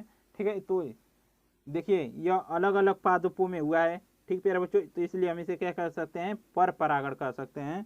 यह क्योंकि यह दो अलग अलग पादप हैं। देखिए यह ए बी पादप है और यह ए पादप है। ठीक है, यह जो दोनों विधि हुई है, ठीक है, यह अलग अलग पादपों में हुई है। तो क्या कह रहा है कि जब किसी पुष्प के परागकण उसी जाति के किसी अन्य पादप के पुष्प के वर्तिकाग्र पर पहुंचते हैं तो उसे हम पर परागण कहते हैं। आया यहाँ तक समझ में? ठीक प्यारे बच्चों, आइए चलते हैं हम आगे।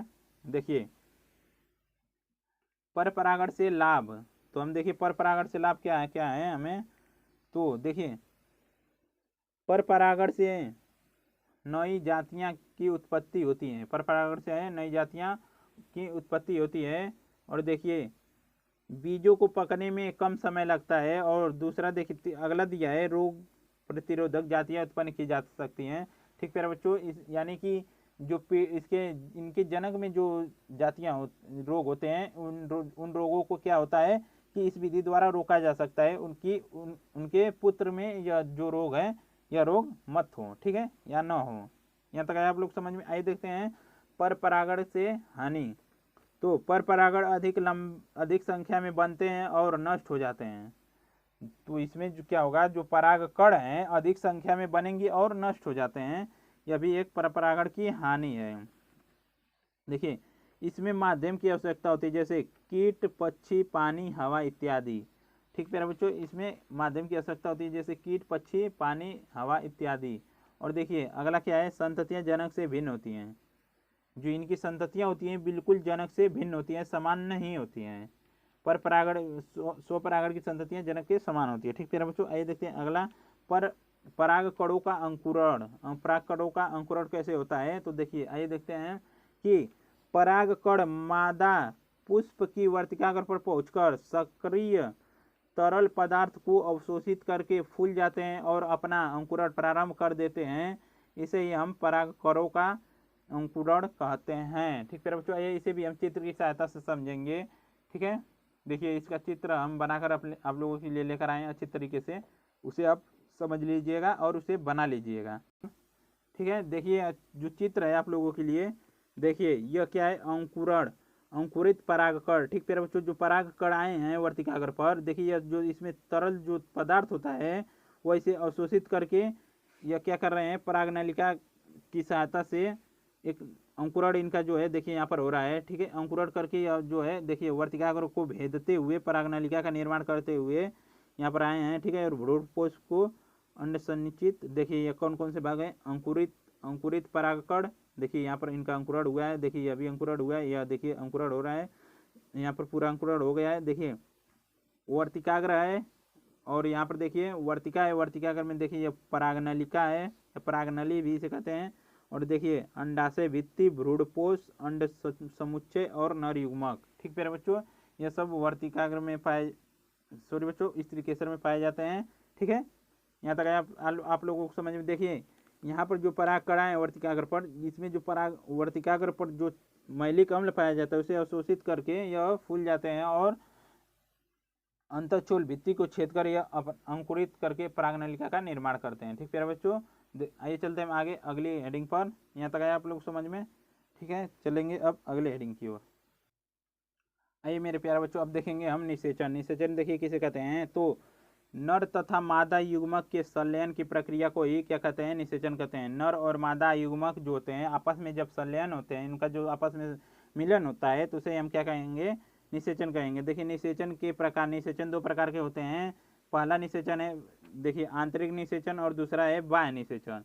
देखिए आंतरिक निषेचन हम किसे कहते हैं, तो देखिए ऐसा निषेचन जो मादा शरीर के अंदर होता है उसे हम आंतरिक निषेचन कहते हैं। जैसे मानव, शेर, चीता इत्यादि में जो होता है निषेचन आंतरिक निषेचन होता है। और देखिए बाह्य निषेचन किस में होता है, तो ऐसा निषेचन जो मादा शरीर के अंदर होता है, सॉरी बच्चों, ऐसा निषेचन जो मादा शरीर के बाहर होता है। और यहाँ पर देखिए अंदर होगा मादा शरीर के अंदर और यहाँ पर क्या होगा, बाहर होगा, तो उसे हम क्या कहेंगे, बाह्य निषेचन कहेंगे। जैसे मछली और मेढक में जो होता है बाह्य निषेचन होता है। ठीक है बच्चों, अब देखेंगे द्विनिषेचन किसे कहते हैं, तो देखिए द्विनिषेचन किसे कहेंगे, आवृत बीजी पादपों में एक नर युग्मक अंड कोशिका से संलयन करके द्विगुणित युग्मनज का निर्माण करता है।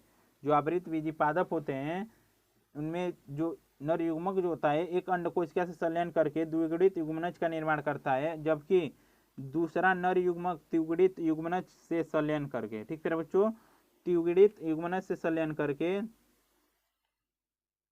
त्रिगुणित भ्रूणपोष बनाता है। इस प्रक्रिया को ही त्रिसंलयन कहते हैं।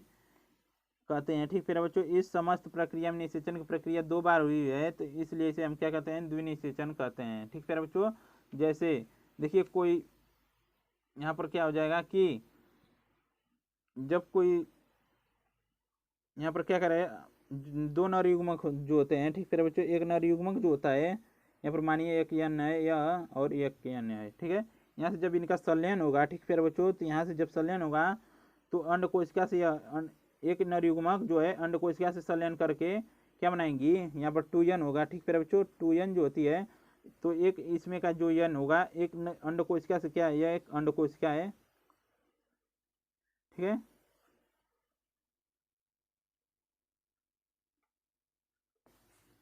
अंड कोशिका से क्या करेगा, संलयन करके क्या बनाएगा, द्विगुणित युग्मनज बनाएगा। ठीक है बच्चों, 2n बनाएगा। ठीक है, द्विगुणित युग्मनज, यह क्या बनाएगा, युग्मनज। अब देखिए इसमें का जो एक एक जो नर युग्मक जो बचा था, ठीक है बच्चों, इससे संलयन अब करेगा तो क्या बनाएगा, त्रिगुणित भ्रूणपोष बनाएगा। तो क्या हो जाएगा, यहाँ से एक n जो है, यहाँ से क्या होगा, निषेचन जब होगा तो 3n बनेगा, तो इसे हम क्या कहेंगे, त्रिगुणित भ्रूणपोष कहेंगे। ठीक है बच्चों, त्रिगुणित भ्रूणपोष। ठीक प्यारे बच्चों, त्रिगुणित भ्रूपोष। देखिए यहाँ पर भी एक निषेचन की प्रक्रिया हुई है और यहाँ पर भी निषेचन की प्रक्रिया हुई है। देखिए इसमें निषेचन 2 बार हुआ है, इसलिए हम इसे द्विगुणित द्विनिषेचन कहते हैं। ठीक प्यारे बच्चों, इसमें निषेचन की जो प्रक्रिया है 2 बार हुई है, तो इसलिए हम इसे द्विनिषेचन कहते हैं। आइए चलते हैं आगे, यहाँ तक आया आप लोग समझ में। आइए देखते हैं हम बीजांड की संरचना। ठीक प्यारे बच्चों, बीजांड की संरचना देखेंगे। देखिए बीजांड एक छोटी सी संरचना होती है जो बीजांड वृंत द्वारा बीजांडासन से जुड़ी रहती है, जिसके निम्न भाग होते हैं। ठीक प्यारे बच्चों, जो बीजांड की संरचना भी आप लोग चित्र बना लीजिएगा। ठीक है, देखिए बीजांड की यही संरचना है।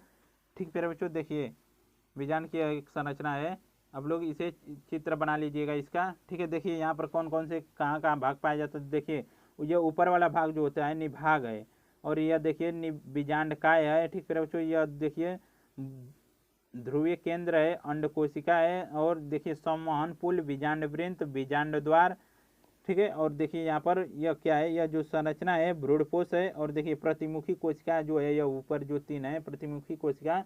और देखिए यह जो आवरण है इसे हम क्या कहते हैं, अध्यावरण कहते हैं। ठीक है बच्चों, आइए देखिए इन सभी भागों को हम अच्छे तरीके से परिभाषा सहित देखेंगे। ठीक है बच्चों, आइए चलते हैं आगे। देखिए बीजांडकाय, देखिए हम नाभिक देखेंगे पहले। ठीक है, नाभिक बीजांड का वह भाग जो बीजांड वृंत से जुड़ा होता है नाभिक कहलाता है। ठीक है बच्चों, बीजांडकाय का वह भाग जो बीजांड वृंत से जुड़ा होता है नाभिक कहलाता है। देखिए बीजांडकाय, बीजांडकाय देखिए किसे कहते हैं, तो देखिए बीजांड का अधिकांश भाग जो मृदु उत्की कोशिका का बना होता है उसे हम क्या कहेंगे, बीजांडकाय कहेंगे। देखिए प्यारे बच्चों, यह जो होती है यह मृदु उत्की कोशिका का बना होता है, इसे हम क्या कहेंगे, बीजांडकाय कहेंगे। ठीक है, यहाँ तक आया आप लोग समझ में। आइए चलते हैं आगे। तो देखिए अध्यावरण, अध्यावरण किसे कहते हैं, तो बीजांड एक या एक से अधिक आवरणों से ढका होता है तो उसे हम क्या कहेंगे, अध्यावरण कहेंगे। तो जो यह बीजांड जो होती है, ठीक है बच्चों, ये बीजांड जो होती है देखिए 1 2 3 ये आवरण से जब ढका होता है इसे हम क्या कहेंगे, अध्यावरण कहेंगे। ठीक है बच्चों, इन्हीं आवरणों को हम अध्यावरण कहते हैं। देखिए अगला क्या है कि बीजांड द्वार किसे कहते हैं, तो देखिए अध्यावरण बीजांड के एक छोटे से रंध्र को छोड़कर चारों ओर से घिरा रहता है तो उसे हम बीजांड द्वार कहते हैं। ठीक है बच्चों, यह देखिए बीजांड द्वार है। इस चित्र में देखिए प्यारे बच्चों, इस चित्र में हम यहाँ पर इतना बड़ा दिख रहा है, लेकिन जो पुष्प होते हैं उस पुष्प में मात्र छोटा सा छिद्र होता है। ठीक प्यारे बच्चों, इतना नहीं होगा। आप लोग हम यह चित्र थोड़ा बड़ा बनाए हैं तो इसलिए यह चित्र में बीजांड द्वार जो है बड़ा दिख रहा है। ठीक प्यारे बच्चों, उसमें छोटी सी संरचना होती है।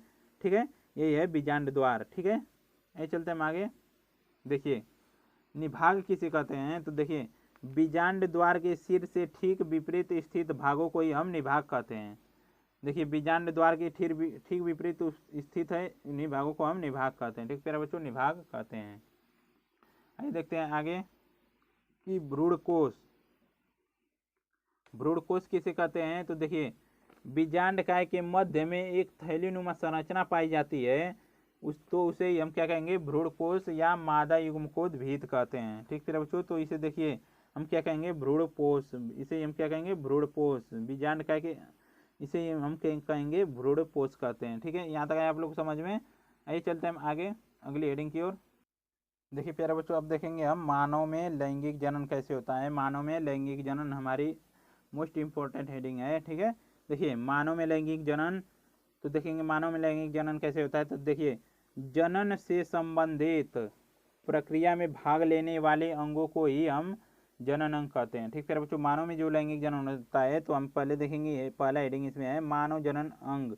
तो जनन से संबंधित प्रक्रिया में भाग लेने वाले अंगों को ही हम जनन अंग कहते हैं। देखिए प्राथमिक लैंगिक जनन अंग और मानव। ठीक है, अब इसमें देखेंगे प्राथमिक लैंगिक जनन अंग में, तो देखेंगे कौन कौन से प्राथमिक लैंगिक जनन किसे कहते हैं। तो देखिए मानव में प्राथमिक जनन अंग को जनन भी कहते हैं। जो प्राथमिक जनन अंग होते हैं उसे हम जनन कहते हैं, जिससे युग्मक का निर्माण वो हार्मोन्स का स्राव होता है, और पीयूष ग्रंथि के अग्रभाग से गोनाडोट्रोपिन नामक हार्मोन्स का स्राव होता है, जो जनोदों की वृद्धि व विकास का कार्य करता है। नर जनोद को वृषण तथा मादा जनोद को अंडाशय कहते हैं। यहाँ तक आया आप लोग समझ में। ठीक है बच्चों, आइए देखते हैं हम आगे द्वितीयक लैंगिक अंग किसे कहते हैं, तो देखिए द्वितीयक लैंगिक अंग हम किसे कहते हैं, तो देखिए कहेंगे कि द्वितीयक लैंगिक अंग को सहायक जनन अंग भी कहते हैं। द्वितीयक लैंगिक अंग को हम सहायक जनन अंग भी कहते हैं। ये अंग प्राथमिक अंग की भांति न तो युग्मक का निर्माण करते हैं और न ही हार्मोन्स का स्राव करते हैं। ये सिर्फ जनन क्रिया में सहायता प्रदान करते हैं। ठीक है बच्चों, यह सिर्फ जनन क्रिया में सहायता प्रदान करते हैं। देखिए इसमें क्या हम पढ़ेंगे, शुक्रवाहिनियाँ, शुक्राशय, शिश्न इत्यादि। ठीक प्यारे बच्चों, आइए देखते हैं अंडाशय।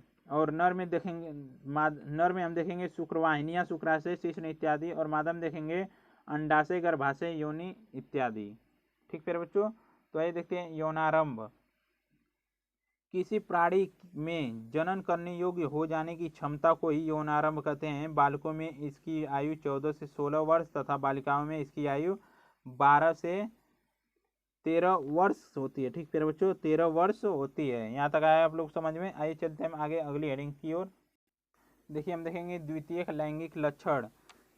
देखिए यौनारंभ के समय बालक एवं बालिकाओं के शरीर में कुछ नए लक्षणों का विकास होता है तो उसे ही द्वितीयक लैंगिक लक्षण कहते हैं। ठीक प्यारे बच्चों, जब यौनारंभ जो स्टार्ट होता है, ठीक है, तो उस समय जो बालक और जो बालिका होती हैं उनके जो शरीर में कुछ परिवर्तन होते हैं, उन सभी परिवर्तनों को हम क्या कहते हैं, द्वितीयक लैंगिक लक्षण कहते हैं। तो देखिए पुरुष में द्वितीयक लैंगिक लक्षण कौन कौन से हैं, तो देखेंगे कि शरीर व चेहरे पर बाल निकल जाते हैं और वृषण कोष तथा शिश्न के आकार में वृद्धि हो जाती है। जो वृषण कोष होता है उसमें और शिश्न के आकार में जो है वृद्धि हो जाती है। ठीक है, और देखिए शुक्र जनन नलिका में शुक्राणु का निर्माण प्रारंभ हो जाता है और आवाज जो होती है मोटी व भारी हो जाती है। ठीक है प्यारे बच्चों, जो जब पुरुषों में जो है लैंगिक जो द्वितीयक लैंगिक लक्षण है तो उसमें जो होता है उनकी आवाज भारी हो जाती है और मोटी हो जाती है। और देखिए कंधे चौड़े हो जाते हैं और जननांगों के आसपास जो होती हैं बाल निकल आते हैं। ठीक है बच्चों, जननांगों के आसपास जो होती हैं बाल निकल आते हैं। ठीक है, यहाँ तक आप लोगों को समझ में। आइए चलते हैं आगे। देखिए मानव जनन तंत्र। अब देखेंगे हम मानव जनन तंत्र किसे कहते हैं, तो देखिए मानव जनन तंत्र को निम्न दो भागों में विभक्त किया गया है। देखिए पहला है नर जनन तंत्र और दूसरा है मादा जनन तंत्र। देखिए पहले हम पढ़ेंगे नर जनन तंत्र के बारे में और उसके बाद पढ़ेंगे मादा जनन तंत्र के बारे में। ठीक है बच्चों, तो देखिए नर जनन तंत्र किसे कहते हैं, तो नर जनन तंत्र में निम्न अंग पाए जाते हैं। तो देखिए पहला अंग एक जोड़ी वृषण कोष और एक जोड़ी वृषण, एक जोड़ी अधिवृषण, और देखिए और क्या है, एक जोड़ी शुक्रवाहिनियाँ, और देखिए अगला क्या है, मूत्र मार्ग। ठीक प्यारे बच्चों, मूत्र मार्ग और शिश्न सहायक जनन ग्रंथियाँ। ठीक प्यारे बच्चों, यह सभी जो है नर जनन तंत्र के भाग हैं और इन सभी भागों को हम एक एक करके पढ़ेंगे और समझेंगे। ठीक है, आइए चलते हैं आगे। देखिए वृषण कोष किसे कहते हैं, तो देखिए कहेंगे हम कि वृषण कोष त्वचा से बना एक थैलीनुमा कोष है जिसकी उत्पत्ति उदरावरण के पश्च भित्ति से होती है। ठीक प्यारे बच्चों, भ्रूण के बनते समय कुछ हार्मोन्स के प्रभाव के कारण शिश्न के आधार से दोनों टांगों के बीच में लटक जाते हैं, जिसका तापमान शरीर के तापमान से 2 से 3 डिग्री सेल्सियस कम होता है, क्योंकि उच्च तापमान पर उदर गुहा में शुक्राणुओं का जो है परिपक्वन नहीं हो पाता है। ठीक प्यारे बच्चों, तो देखिए वृषण कोष किसे कहते हैं, तो ये चित्र की सहायता से हम समझेंगे। देखिए यहाँ पर देखिए जो यह एक संरचना होती है, यह एक संरचना देखिए यही है एक वृषण कोष। ठीक प्यारे बच्चों, जिसमें वृषण जो है सुरक्षित रहता है। और देखिए यह जो है शुक्रवाहिनियाँ है और देखिए शुक्राशय। ठीक प्यारे बच्चों, यह क्या है, शुक्राशय। और देखिए यहाँ पर है मूत्र नलिका, यह देखिए मूत्राशय है जिसमें मूत्र इकट्ठा होता है। और देखिए यहाँ पर क्या है, प्रोस्टेट ग्रंथि है और यहाँ पर यह हमारा शिश्न है। और देखिए यह क्या है, मूत्र मार्ग है। ठीक प्यारे बच्चों, यह मनुष्य के नर जनन अंग का जो है चित्र है, नर जनन अंग का चित्र है। ठीक प्यारे बच्चों, आप लोग बना लीजिएगा इस चित्र को, एनसीईआरटी बुक में भी यह चित्र दिया है। ठीक प्यारे बच्चों, आइए चलते हैं आगे। आइए अब देखेंगे हम वृषण किसे कहते हैं, तो देखिए नर में एक जोड़ी वृषण लगभग 4 से 5 सेंटीमीटर लंबे, 2 से 3 सेंटीमीटर चौड़ा तथा 20 से 25 ग्राम भार वाले गुलाबी रंग की अंडाकार संरचना होती है। ठीक प्यारे बच्चों, यह एक गुलाबी रंग की अंडाकार संरचना होती है, इसे हम क्या कहेंगे, वृषण कहेंगे। तो देखिए शिशु अवस्था में यह वृक्कों के पास स्थित होते हैं, परंतु वयस्क अवस्था में यह दोनों टांगों के बीच में वृषण कोश में सुरक्षित रहते हैं, जो शुक्राणु तथा हार्मोन्स का स्राव करते हैं। ठीक प्यारे बच्चों, शुक्राणु तथा हार्मोन्स का जो है यह क्या करते हैं, स्राव करते हैं। ठीक प्यारे बच्चों, यही है हमारा वृषण। देखिए यही है वृषण, ठीक है। और यह देखिए वृषण कोश है, यह जो संरचना में जो वृषण है, यह वृषण कोश में जो है वृषण सुरक्षित रहता है। ठीक है, आइए देखते हैं हम आगे कि अधिवृषण किसे कहते हैं। देखिए अधिवृषण किसे कहते हैं, तो हम देखेंगे अधिवृषण प्रत्येक वृषण के पश्च भाग में लगभग 6 सेंटीमीटर लंबी एक चपटी नलिकाकार संरचना निकलती है, जिसका निर्माण अपवाहक नलिकाओं के द्वारा होता है, तो उसे ही अधिवृषण कहते हैं। जो शुक्राणु, ठीक है बच्चों, शुक्राणुओं को शुक्रवाहिनी में पहुंचाने का मार्ग प्रदान करती है। ठीक है, मार्ग पहुंचाने का मार्ग प्रदान करती है। शुक्राणुओं का परिपक्वन इसी भाग में होता है। ठीक प्यारे बच्चों, शुक्राणुओं का जब परिपक्वन होता है इसी भाग में होता है। ठीक है, आइए अब चलते हैं हम आगे अगली हेडिंग पर। देखिए प्यारे बच्चों, अब देखेंगे हम शुक्रवाहिनी या शुक्रवाहक। ठीक प्यारे बच्चों, शुक्रवाहक या शुक्रवाहिनी। तो देखिए नर जनन तंत्र की वह नलिका जो शुक्राणुओं को शुक्राशय में पहुंचाने का कार्य करती है, उसे ही शुक्रवाहिनी कहते हैं, जो लगभग 40 से 45 सेंटीमीटर लंबी एक नलिका होती है। ठीक है बच्चों, यह जो देखिए शुक्रवाहिनी जो होती है, ठीक है, यह देखिए शुक्रवाहिनी जो होती है शुक्राशय, ठीक है, शुक्राशय जो होती है, यहाँ पर शुक्राशय में जो है शुक्राणुओं को पहुंचाने का जो यह कार्य करती हैं। ठीक है बच्चों, तो यह जो नलिका होती है कितनी सेंटीमीटर लंबी होती है, तो 40 से 45 सेंटीमीटर लंबी नलिका होती है, शुक्रवाहिनी होती है। ठीक है बच्चों, जो शुक्राशय तक शुक्राणुओं को पहुंचाने का मार्ग प्रदान करती हैं।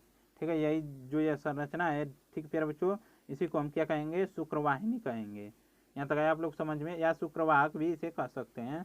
ठीक है, आप लोग निश्चित रहिएगा, दोनों में से कोई भी कह सकते हैं। देखिए मूत्र मार्ग हम किसे कहेंगे, तो देखिए मूत्र मार्ग किसे कहते हैं, तो वीर्य तथा मूत्र के मार्ग को ही हम क्या कहेंगे, मूत्र मार्ग कहते हैं, जो लगभग 20 सेंटीमीटर लंबा होता है। ठीक प्यारे बच्चों, देखिए यहीं से जो वीर्य और मूत्र का जो मार्ग है, इसे ही हम क्या कहेंगे, मूत्र मार्ग कहेंगे, जो लगभग 20 सेंटीमीटर लंबा होता है। ठीक प्यारे बच्चों, 20 सेंटीमीटर लंबा होता है। यह समार्ग इसलिए कह रहे हैं कि क्योंकि यह दोनों का मार्ग है, मूत्र मार्ग भी है और वीर्य का भी मार्ग है, इसलिए हम समार्ग कह रहे हैं।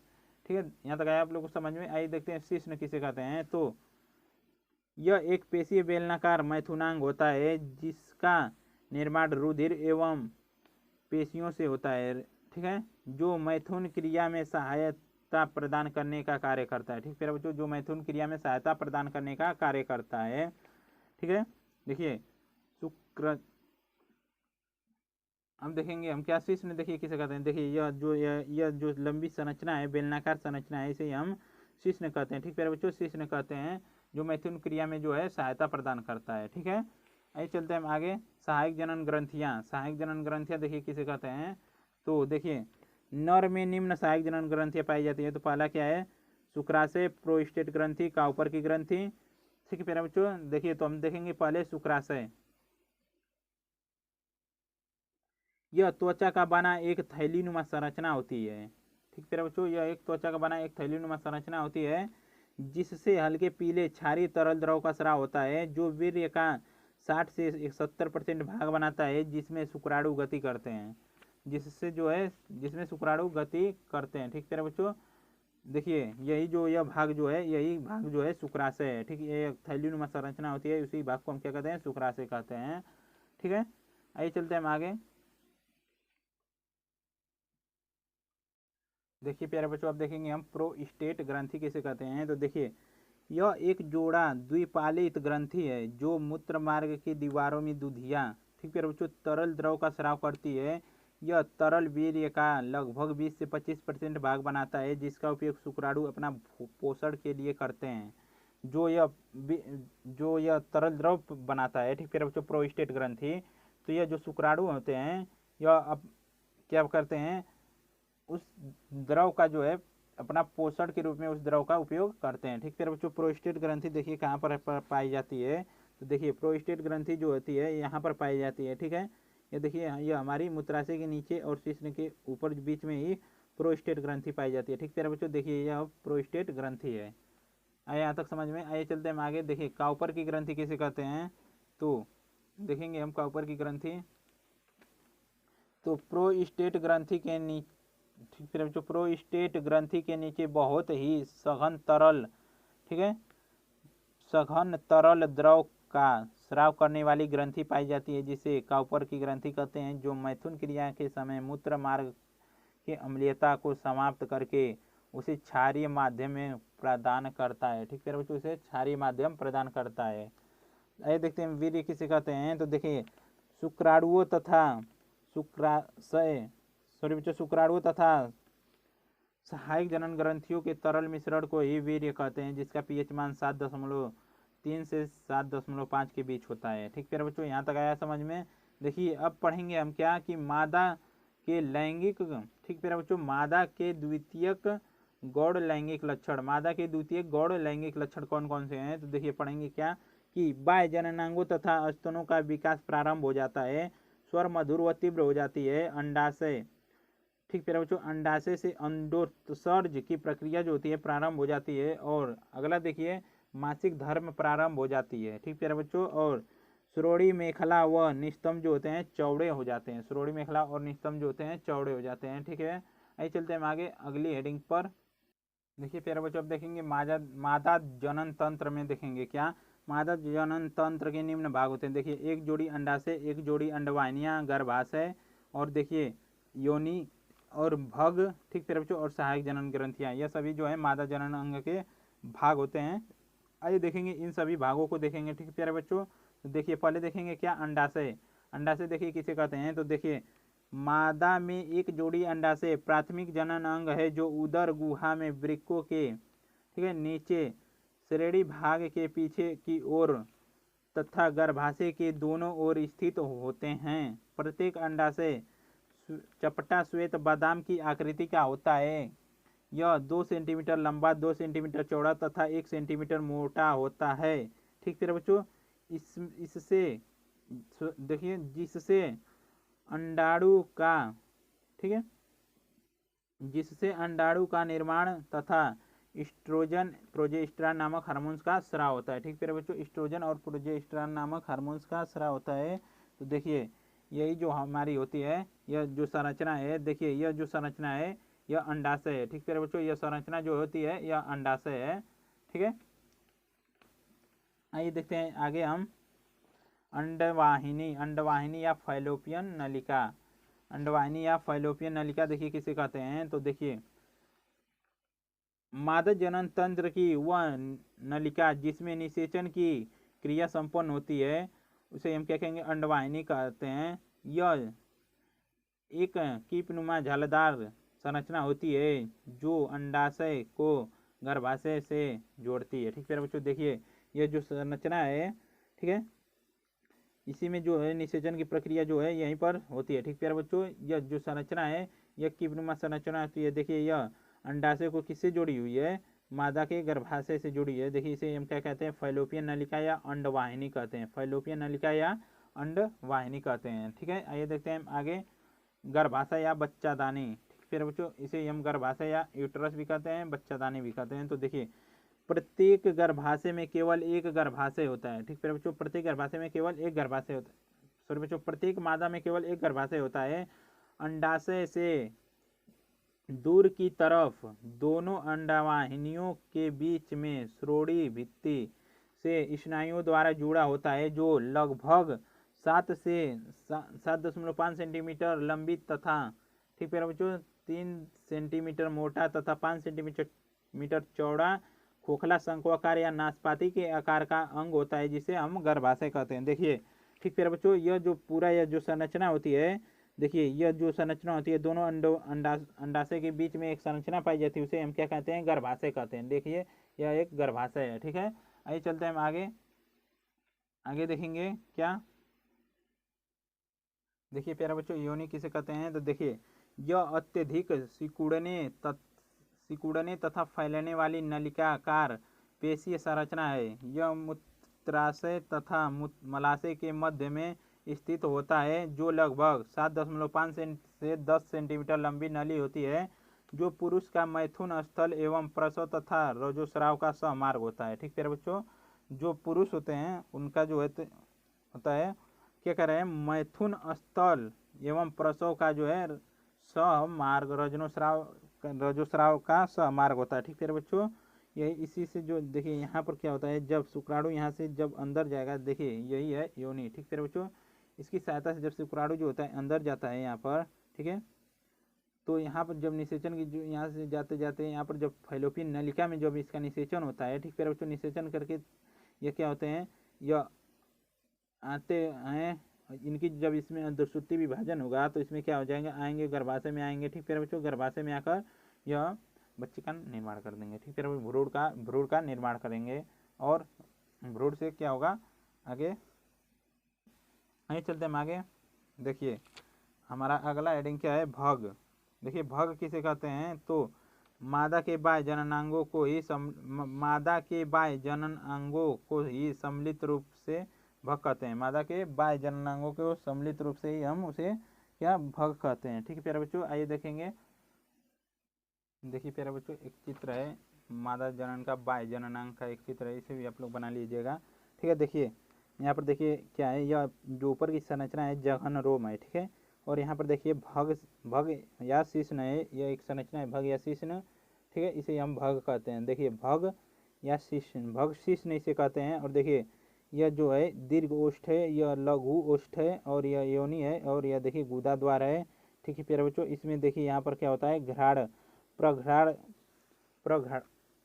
प्रघाड़ीय ग्रंथि होती है, और यह देखिए मूत्र मार्ग है, और यहाँ पर देखिए भग शिश्न का संवेदी तंतु है। ठीक है बच्चों, भग शिश्न का यह एक संवेदी तंतु है। ठीक है, यहाँ तक आया आप लोग समझ में। देखिए मादा बाह्य जननांग का यह भाग है। ठीक है, आइए चलते हैं आगे। आइए देखते हैं हम सहायक जनन ग्रंथि किसे कहते हैं। तो देखिए मादा में निम्न 2 सहायक जनन ग्रंथियां पाई जाती हैं। देखिए पहला क्या है, बार्थोलिन की ग्रंथि, स्तन ग्रंथि। तो देखिए बार्थोलिन की ग्रंथि किसे हम कहते हैं, तो देखिए मूत्र मार्ग की दीवार में सेम के बीज के आकार की बार्थोलिन ग्रंथि पाई जाती है, जिसे एक विशेष तरल द्रव का स्राव होता है, जो मैथुन क्रिया में मादा की योनि को स्नेह का कार्य करता है। ठीक है बच्चों, मादा की योनि में स्नेह का कार्य करता है।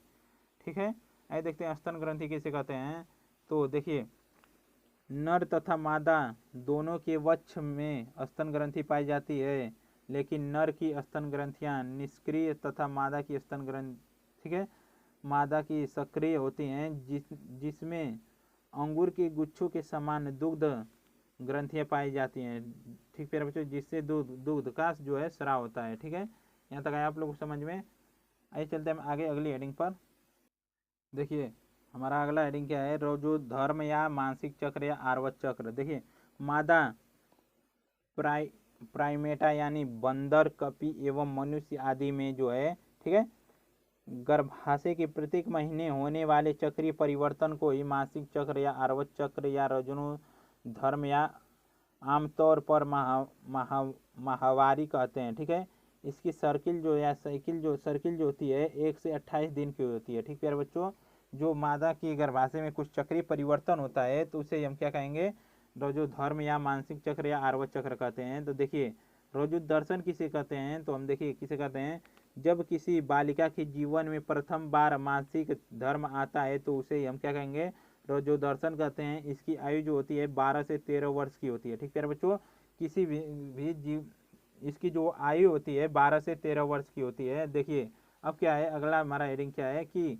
रजोनुवृत्ति किसे कहते हैं। तो देखिए जब किसी स्त्री के जीवन काल में अंतिम बार मासिक धर्म आता है तो उसे हम रजोनुवृत्ति कहते हैं। इसकी आयु जो होती है,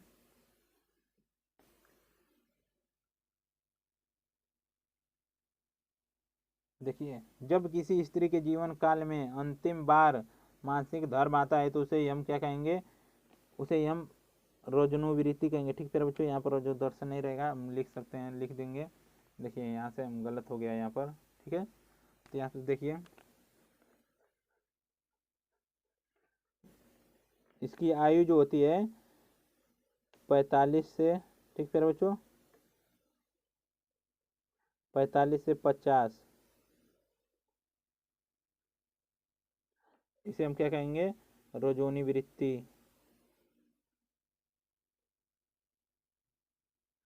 रजोनी वृत्ति कहते हैं। ठीक प्यारे बच्चों, इसकी जो आयु होती है 45 से 50 वर्ष के बीच होती है। ठीक है, 45 से 50 वर्ष के होती है। ठीक है, यहाँ तक आप लोग समझ में। आइए चलते हैं युग्मक जनन। युग्मक जनन देखिए किसे कहते हैं, तो देखिए युग्मक जनन देखिए किसे कहेंगे कि पुरुष के वृषण तथा मादा के अंडाशय की जननिक उपकला की कोशिकाओं में अर्धसूत्री विभाजन के फलस्वरूप नर एवं मादा युग्मक के बनने की प्रक्रिया ही युग्मक जनन कहते हैं। ठीक प्यारे बच्चों, युग्मक जनन कहते हैं। तो आइए देखते हैं आगे। देखिए नर युग्मक को शुक्राणु तथा मादा युग्मक को अंडाणु कहते हैं। ठीक प्यारे बच्चों, यहाँ तक आया आप लोग समझ में। आइए चलते हैं हम आगे अगली हेडिंग की ओर। देखिए प्यारे बच्चों, अब देखेंगे हम शुक्र जनन किसे कहते हैं। तो देखिए नर वृषण में अपरिपक्व नर जन्म कोशिकाएं शुक्र जनन द्वारा शुक्राणु उत्पन्न करती हैं, जिससे ठीक है प्यारे बच्चों उसे ही शुक्र जनन कहते हैं, जो किशोरावस्था के समय शुरू होती है। ठीक प्यारे बच्चों, किशोरावस्था के समय जो है शुक्र जनन की प्रक्रिया शुरू हो जाती है। तो आइए देखते हैं आगे हम अंड जनन किसे कहते हैं। तो देखिए मादा के अंडाशय की जननिक उपकला की कोशिकाओं में अर्धसूत्री विभाजन के फलस्वरूप अंडाणु के बनने की प्रक्रिया ही अंडजनन कहलाती है, जिसका व्यास 0.1 mm होता है। अंडाशय अंडजनन जिसका व्यास क्या होता है 0.1 mm होता है। ठीक प्यारे बच्चों, आइए देखते हैं हम क्या आगे अंडाणु की संरचना। देखिए मादा के अंडाणु का व्यास 0.1 mm ठीक प्यारे बच्चों 1 mm होता है, जिसमें एक पीला पिटक पाया जाता है जिसमें भोज्य पदार्थ संचित होते हैं।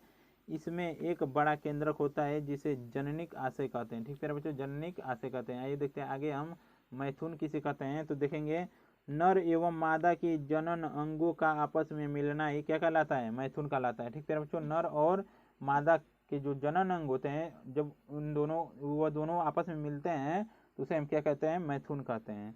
आइए देखते हैं आगे हम। आइए प्यारे बच्चों देखेंगे अब शुक्राणु की संरचना। ठीक है, शुक्राणु की संरचना में देखेंगे तो देखिए उस शुक्राणु का जो चित्र होता है आप लोगों के लिए हम दिखा दें आप लोगों को शुक्राणु का चित्र। ठीक है, देखिए यहाँ पर देखिए शुक्राणु का जो चित्र है। ठीक प्यारे बच्चों, देखिए आप लोगों को पूरा नहीं दिख रहा होगा, इस तरह आप लोग देख लीजिएगा। ठीक है, देखिए ये क्या है, हमारा एक क्रोमोसोम है। ठीक प्यारे बच्चों, ये जो ऊपर का एक भाग है एक क्रोमोसोम है, और यहाँ का जो भाग है देखिए ये जो पूरा यहाँ से यहाँ तक भाग है शीर्ष भाग है, और यह देखिए जो पीला भाग है उसे हम केंद्रक कहते हैं। और देखिए यह यहाँ से और यहाँ तक के भाग को क्या कहते हैं, मध्य ग्रीवा भाग। और यहाँ पर देखिए यह कौन सा भाग है, यह माइटोकॉन्ड्रिया इसमें पाई जाती है, और यह पूंछ है, और यह देखिए पूंछ की यह पूरी संरचना है। ठीक है, यहाँ तक है आप लोगों को समझ में। देखिए यह मानव शुक्राणु की संरचना है।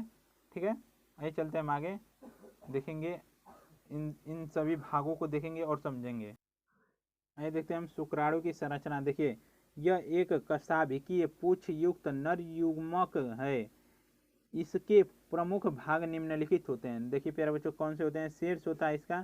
तो देखिए यह शुक्राणु का अग्र चौड़ा एवं चपटा भाग है। ठीक है, इसके ऊपरी भाग पर गालजिकाए से बनी एक टोपी जैसी संरचना जिसे क्रोमोसोम कहते हैं, जिसमें हाइलुरोनिडेज नामक एंजाइम का स्राव होता है जो मादा के अंडाणु की झिल्ली को नष्ट करने का कार्य करता है। ठीक प्यारे बच्चों, यह क्या करता है, क्रोमोसोम जो है मादा के अंडाणु को झिल्ली जो होती है मादा अंडाणु की झिल्ली को जो है नष्ट करने का कार्य करता है। ठीक प्यारे बच्चों, यह जो है मादा अंडाणु की झिल्ली को जो है नष्ट करने का कार्य करता है।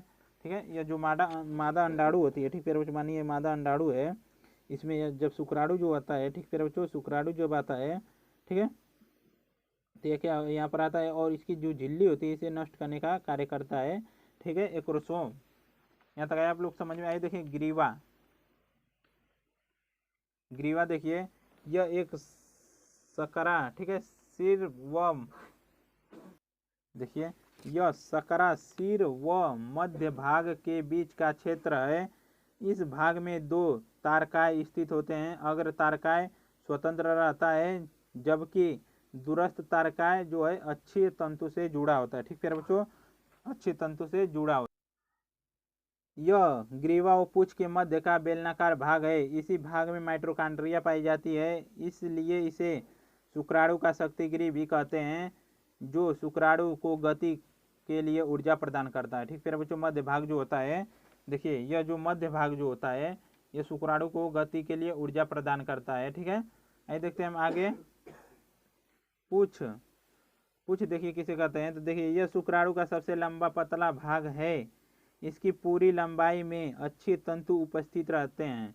इसका पश्च भाग अच्छे तंतु से घिरा नहीं होता है। ठीक है, अर्थात यह नग्न होता है, जिसे अंत टुकड़ा कहते हैं, जो शुक्राणु को तैरने में सहायता प्रदान करता है। ठीक प्यारे बच्चों, जो शुक्राणु को तैरने में क्या करता है, सहायता प्रदान करता है, जिसकी लंबाई जो होती है 50 माइक्रोन मीटर होती है। ठीक प्यारे बच्चों, ये पूछ की जो लंबाई होती है 50 माइक्रोन मीटर होती है। आइए चलते हैं हम आगे देखेंगे। हमारा अगला हेडिंग है कि जननात्मक स्वास्थ्य। तो देखिए, जिस समाज के सदस्यों के जनन अंग शारीरिक एवं क्रियात्मक रूप से स्वस्थ होते हैं, उसे हम क्या कहते हैं, जननात्मक स्वास्थ्य कहते हैं। ठीक है बच्चों, जननात्मक स्वास्थ्य कहते हैं। आइए देखते हैं अगला क्या है। अगला हेडिंग हमारा है समष्टिक या जनसंख्या। समष्टि या जनसंख्या। तो देखिए, समष्टि या जनसंख्या हम किसे कहते हैं, तो देखिए एक समय में एक ही क्षेत्र में रहने वाले एक ही जाति के जीवों के समूह को ही समष्टि या जनसंख्या कहते हैं। ठीक है बच्चों, कोई एक समय है, एक निश्चित समय में एक क्षेत्र में कितने जीव और जो जाति होती हैं, उन जातियों के समूह को हम क्या कहते हैं, समष्टि या जनसंख्या कहते हैं। ठीक है, आइए देखते हैं हम आगे। देखिए, देखेंगे समष्टि का आकार।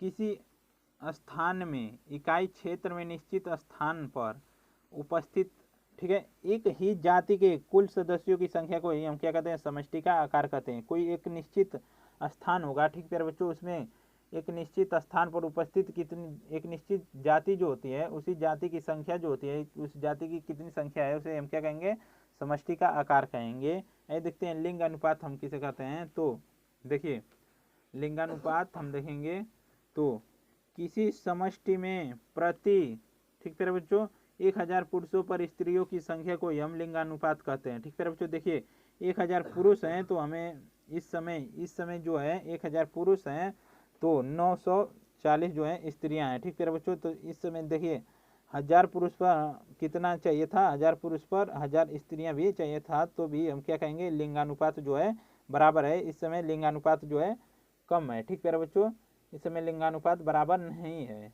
ठीक है, इसमें देखिए स्त्रियों की जो संख्या कम है और पुरुषों की संख्या जो है ज़्यादा है। ठीक है, इसलिए लिंगानुपात जो है कम है इस समय। आइए चलते हैं आगे। देखिए प्यारे बच्चों, जनसंख्या विस्फोट हम किसे कहते हैं, तो देखिए किसी क्षेत्र की जनसंख्या का अचानक बढ़ना ही जनसंख्या विस्फोट कहलाता है। ठीक प्यारे बच्चों, देखिए कोई क्षेत्र ऐसा होगा जिसमें अचानक उसकी जनसंख्या में जब वृद्धि हो जाएगी, तो वहाँ पर क्या होगा कि वहाँ पर खाने के लिए और पीने के लिए हर एक चीज़ की जो है कमी पड़ जाएगी, तो उसे हम क्या कहेंगे, जनसंख्या विस्फोट कहेंगे। ठीक प्यारे बच्चों, जनसंख्या विस्फोट कहते हैं। देखिए जनसंख्या विस्फोट के दुष्ट परिणाम क्या क्या हो सकते हैं, तो देखिए बेरोजगार की समस्या, जहाँ पर जनसंख्या विस्फोट होगा या उससे, तो हमें क्या, ज़्यादा से ज़्यादा जनसंख्या होगी तो बेरोजगार की जो है समस्या होगी, और शिक्षा की भी समस्या होगी। ठीक है बच्चों, और चिकित्सा की भी समस्या होगी, रोगी ज़्यादा होंगे और तो चिकित्सा की भी समस्या होगी। खाद की समस्या होगी, खाने पीने के लिए भी हमें समस्या होगी, और निर्धनता जिसे हम गरीबी भी कहते हैं, गरीबी की भी हमें समस्या झेलनी पड़ेगी। ठीक है बच्चों, आइए चलते हैं हम आगे। देखिए परिवार नियोजन को देखेंगे कि परिवार नियोजन में देखेंगे क्या होता है कि परिवार में सदस्यों की संख्या को निश्चित रखना, ये परिवार नियोजन कहलाता है। किसी भी परिवार में परिवार की सदस्यों की संख्या को नियोजित रखना, एक निश्चित ठीक है बच्चों, एक निश्चित रूप में नियोजित रखना, उसे हम परिवार नियोजन कहते हैं। देखिए परिवार नियोजन की विधियाँ, परिवार नियोजन की निम्न 2 विधियाँ हैं। तो देखिए पहला विधि कौन सा है, अस्थायी विधि, और दूसरा है, देखिए पहला अस्थायी विधि है और दूसरा अस्थायी विधि है। ठीक है बच्चों, पहला अस्थायी विधि और दूसरा अस्थायी विधि। देखिए आइए देखते हैं इन्हें। देखिए अस्थायी विधि हम किसे कहते हैं, कैसे रोक सकते हैं। अस्थायी विधि, कंडोम, कापरटी, गर्भ निरोधक गोलियां, डायाफ्राम इत्यादि परिवार नियोजन की अस्थायी विधि हैं। ठीक है बच्चों, यह सभी क्या है, अस्थायी विधि हैं, यह सभी अस्थायी के अंतर्गत आते हैं। देखिए अब अस्थायी विधि में हम क्या कर सकते हैं कि अस्थायी विधि महिला नसबंदी एवं पुरुष नसबंदी परिवार नियोजन की अस्थायी विधि है। ठीक है बच्चों, आइए देखते हैं हम चित्र की सहायता से इसे भी आप लोगों को समझा दें। देखिए प्यारे बच्चों, महिला नसबंदी में हम क्या करेंगे, जो गर्भाशय होता है, ठीक प्यारे बच्चों, जो अंडवाहिनियाँ होती हैं, अंडवाहिनियों को हम क्या करेंगे, देखिए महिला नसबंदी में क्या होता है, ठीक प्यारे बच्चों, देखिए इसमें क्या होता है कि अंडवाहिनियाँ जो होती हैं इन्हें इन्हें काट कर जो होता है धागे से की सहायता से हम इसे बांध देते हैं, तो इसे हम क्या कहेंगे, महिला नसबंदी। इस और इन दोनों अंडवाहिनियों को हम काटेंगे और धागे की सहायता से इसे बांध देंगे। महिला नसबंदी में अंडवाहिनियों को काट कर, और पुरुष नसबंदी में जो होता है, ठीक है बच्चों, आइए देखते हैं पुरुष नसबंदी में भी हम क्या, देखिए चित्र बनाना होगा तो आप लोग बना लीजिएगा, ठीक है बच्चों, स्क्रीनशॉट ले लीजिए इस चित्र का। देखिए महिला नसबंदी के अंतर्गत यह आता है, ठीक है। देखिए प्यारे बच्चों, पुरुष नसबंदी में हम क्या कहेंगे, इसे इंग्लिश में हम वाइस्कोटॉमी कहते हैं। देखिए पुरुष नसबंदी में क्या होता है कि जब, ठीक प्यारे बच्चों, इसमें क्या करेंगे हम दोनों ठीक प्यारे बच्चों, शुक्रवाहिनियाँ जो होती हैं इसे हम काट कर रस्सी की सहायता से इसे भी हम बांध देंगे, ठीक प्यारे बच्चों। देखिए तो इसे भी हम क्या कहेंगे, पुरुष नसबंदी कहते हैं, ठीक है। यहाँ तक आया आप लोग समझ में, आइए चलते हैं आगे। आइए देखते हैं यौन संचारित रोग। देखिए ऐसे रोग जो यौन क्रिया के माध्यम से एक व्यक्ति से दूसरे व्यक्ति में फैलते हैं उसे ही यौन संचारित रोग कहते हैं। जैसे देखिए उपदंश, सुजाक, एड्स, जनन अंग पर मत्स्य इत्यादि, ठीक है बच्चों, जनन अंग पर मत्स्य इत्यादि जो होते हैं ये सब यौन संचारित रोग हैं, ठीक है। देखिए उपदंश हम देखेंगे पहले कि यह एक यौन संचारित जीवाणु जनित रोग है जो ट्रिपोनिमा पैलिडम नामक जीवाणु के कारण होता है, ठीक है बच्चों। यह जो उपदंश रोग है यह ट्रिपोनिमा पैलिडम जीवाणु के कारण होता है। देखिए इसका जो संक्रमण होता है, संक्रमित तो साथी के साथ यौन संबंधों द्वारा होता है, ठीक है बच्चों, संक्रमित साथी के साथ यौन संबंध के द्वारा जो होता है इसका संक्रमण होता है। देखिए अब देखेंगे क्या लक्षण इसके कौन कौन से दिखाई देंगे हमें, जननांगों के पास घाव, खरोच, रोम, पुट्टिकाएं, पागलपन, ठीक है, पक्षाघात इत्यादि लक्षण दिखाई देंगे, ठीक है। यहाँ तक आया आप लोग समझ में, आइए चलते हैं आगे। देखिए इसकी हम रोकथाम देखेंगे तो देखिए संभोग की स्थिति से दूर रहना चाहिए, ठीक है बच्चों। इस रोग में हम किस औषधि का उपयोग करना चाहिए, तो देखिए पेनिसिलिन नामक औषधि का जो है उपयोग करना चाहिए। देखिए अब दूसरा रोग क्या है, सुजाग, ठीक प्यारे बच्चों, सुजाग यह एक जीवाणु जनित यौन संचारित रोग है जो निसेरिया गोनेरी नामक जीवाणु के कारण होता है, ठीक प्यारे बच्चों। इसका लक्षण देखिए तो इसका लक्षण जो है मूत्र मार्ग में सूजन हो जाने के कारण मूत्र त्याग के समय जो है जलन एवं पीड़ा होने लगती है, ठीक प्यारे बच्चों। मूत्र समय त्याग के समय जो है जलन एवं पीड़ा होना चालू हो जाता है, ठीक है। और देखिए रोकथाम में हम क्या कर सकते हैं कि रोगी को तेज धूप में नहीं घूमना चाहिए। जब इस रोग से ग्रसित व्यक्ति को तेज धूप में नहीं घूमना चाहिए और व्यक्तिगत स्वच्छता पर विशेष ध्यान देना चाहिए। और देखिए तीसरा यह है कि पेनिसिलिन या टेट्रासाइक्लिन नामक औषधि का उपयोग करना चाहिए, ठीक है बच्चों। आइए देखते हैं एड्स के। देखिए यह एक विषाणु जनित यौन संचारित रोग है जो HIV नामक विषाणु के कारण होता है, ठीक है बच्चों। एड्स जो होता है HIV नामक विषाणु के कारण होता है। आइए चलते हैं आगे। देखिए प्यारे बच्चों इसमें इसका संक्रमण कैसे होता है, तो देखिए संक्रमित साथी के साथ यौन संबंध द्वारा, ठीक है बच्चों, संक्रमित रुधिर का आदान द्वारा, ठीक है बच्चों। जो संक्रमित व्यक्ति होता है उसके रुधिर को जब आदान होता है, किसी व्यक्ति में जाए रुधिर की कमी जब होती है उसे चढ़ाया जाएगा तो उससे भी हो सकता है, ठीक है बच्चों। और आइए देखते हैं अगला, संक्रमित स्त्री द्वारा गर्भस्थ शिशु को, ठीक प्यारे बच्चों। देखिए यानी जब कोई स्त्री जो होती है संक्रमित है उसके पेट में जब, ठीक प्यारे बच्चों, शिशु जो है तो उस शिशु को भी यह रोग हो सकता है, ठीक है प्यारे बच्चों। आइए चलते हम आगे, दिन के लक्षण देखेंगे कौन से हैं, तो लक्षण देखिए प्रतिरक्षा तंत्र का कमजोर होना, ठीक प्यारे बच्चों। प्रतिरक्षा तंत्र का कमजोर होने का मतलब है कि उससे बार बार जो है अनेक बीमारियां जो है ग्रसित हो जाती हैं, ठीक है। देखिए बार बार सामान्य लक्षणों से ग्रस्त होना, ठीक है। और देखिए टीबी, निमोनिया जैसे सामान्य रोगों का भी उपचार के बाद जल्दी ठीक न होना, ठीक है बच्चों। ये सभी जो है एड्स के लक्षण हैं, ठीक है। आइए देखते हैं हम रोकथाम कौन कौन से हैं इसके, तो देखिए रोकथाम इसके हैं कि एक से अधिक अनजान एवं अपरिचित व्यक्ति से के साथ यौन संबंध नहीं बनाना चाहिए, ठीक है बच्चों। और दूसरा दिया है संभोग के समय कंडोम का उपयोग करना चाहिए, ठीक है। और देखिए अगला दिया है कि रुधिर आदान के समय रुधिर परीक्षण करवाना चाहिए। ठीक प्यारे बच्चों, रुधिर परीक्षण करवाना चाहिए। रुधिर आदान का समय जो होता है रुधिर परीक्षण करवाना चाहिए। ठीक है, यहाँ तक आप समझ में आप लोगों को। आइए चलते हैं आगे। देखिए अगला हमारा और लास्ट हेडिंग दो है जो है जनन अंग पर मत्स्य। ठीक प्यारे बच्चों, देखिए यह एक विषाणु जनित यौन संचारित रोग है जो मानव पेपिलोमा विषाणु के कारण होता है। ठीक है, इसका लक्षण जो देखिए स्त्रियों की योनि एवं गर्भाशय की ग्रीवा में मत्स्य निकल जाते हैं जो बाद में कैंसर के ठीक है रूप में परिवर्तित हो जाते हैं। ठीक प्यारे बच्चों, देखिए इसका रोकथाम हम कैसे करेंगे। तो देखिए इंटरफेरान नामक औषधि या लेजर सर्जरी का उपयोग करना चाहिए। ठीक प्यारे बच्चों, इसमें इंटरफेरान नामक औषधि और या लेजर ठीक प्यारे बच्चों लेजर सर्जरी का उपयोग करना चाहिए। ठीक प्यारे बच्चों, यहाँ तक देखिए जो हमारा लैंगिक ठीक है लैंगिक जनन जीवों में जो लैंगिक जनन कैसे होता है। ठीक प्यारे बच्चों, ये जो चैप्टर है यहाँ तक जो होता है समाप्त होता है। ठीक है, अगर आप लोगों को वीडियो अच्छा लगे तो वीडियो को लाइक करें, चैनल पर नया है तो चैनल को सब्सक्राइब करें। ठीक प्यारे बच्चों, वीडियो देखने के लिए धन्यवाद मेरे प्यारे बच्चों, धन्यवाद।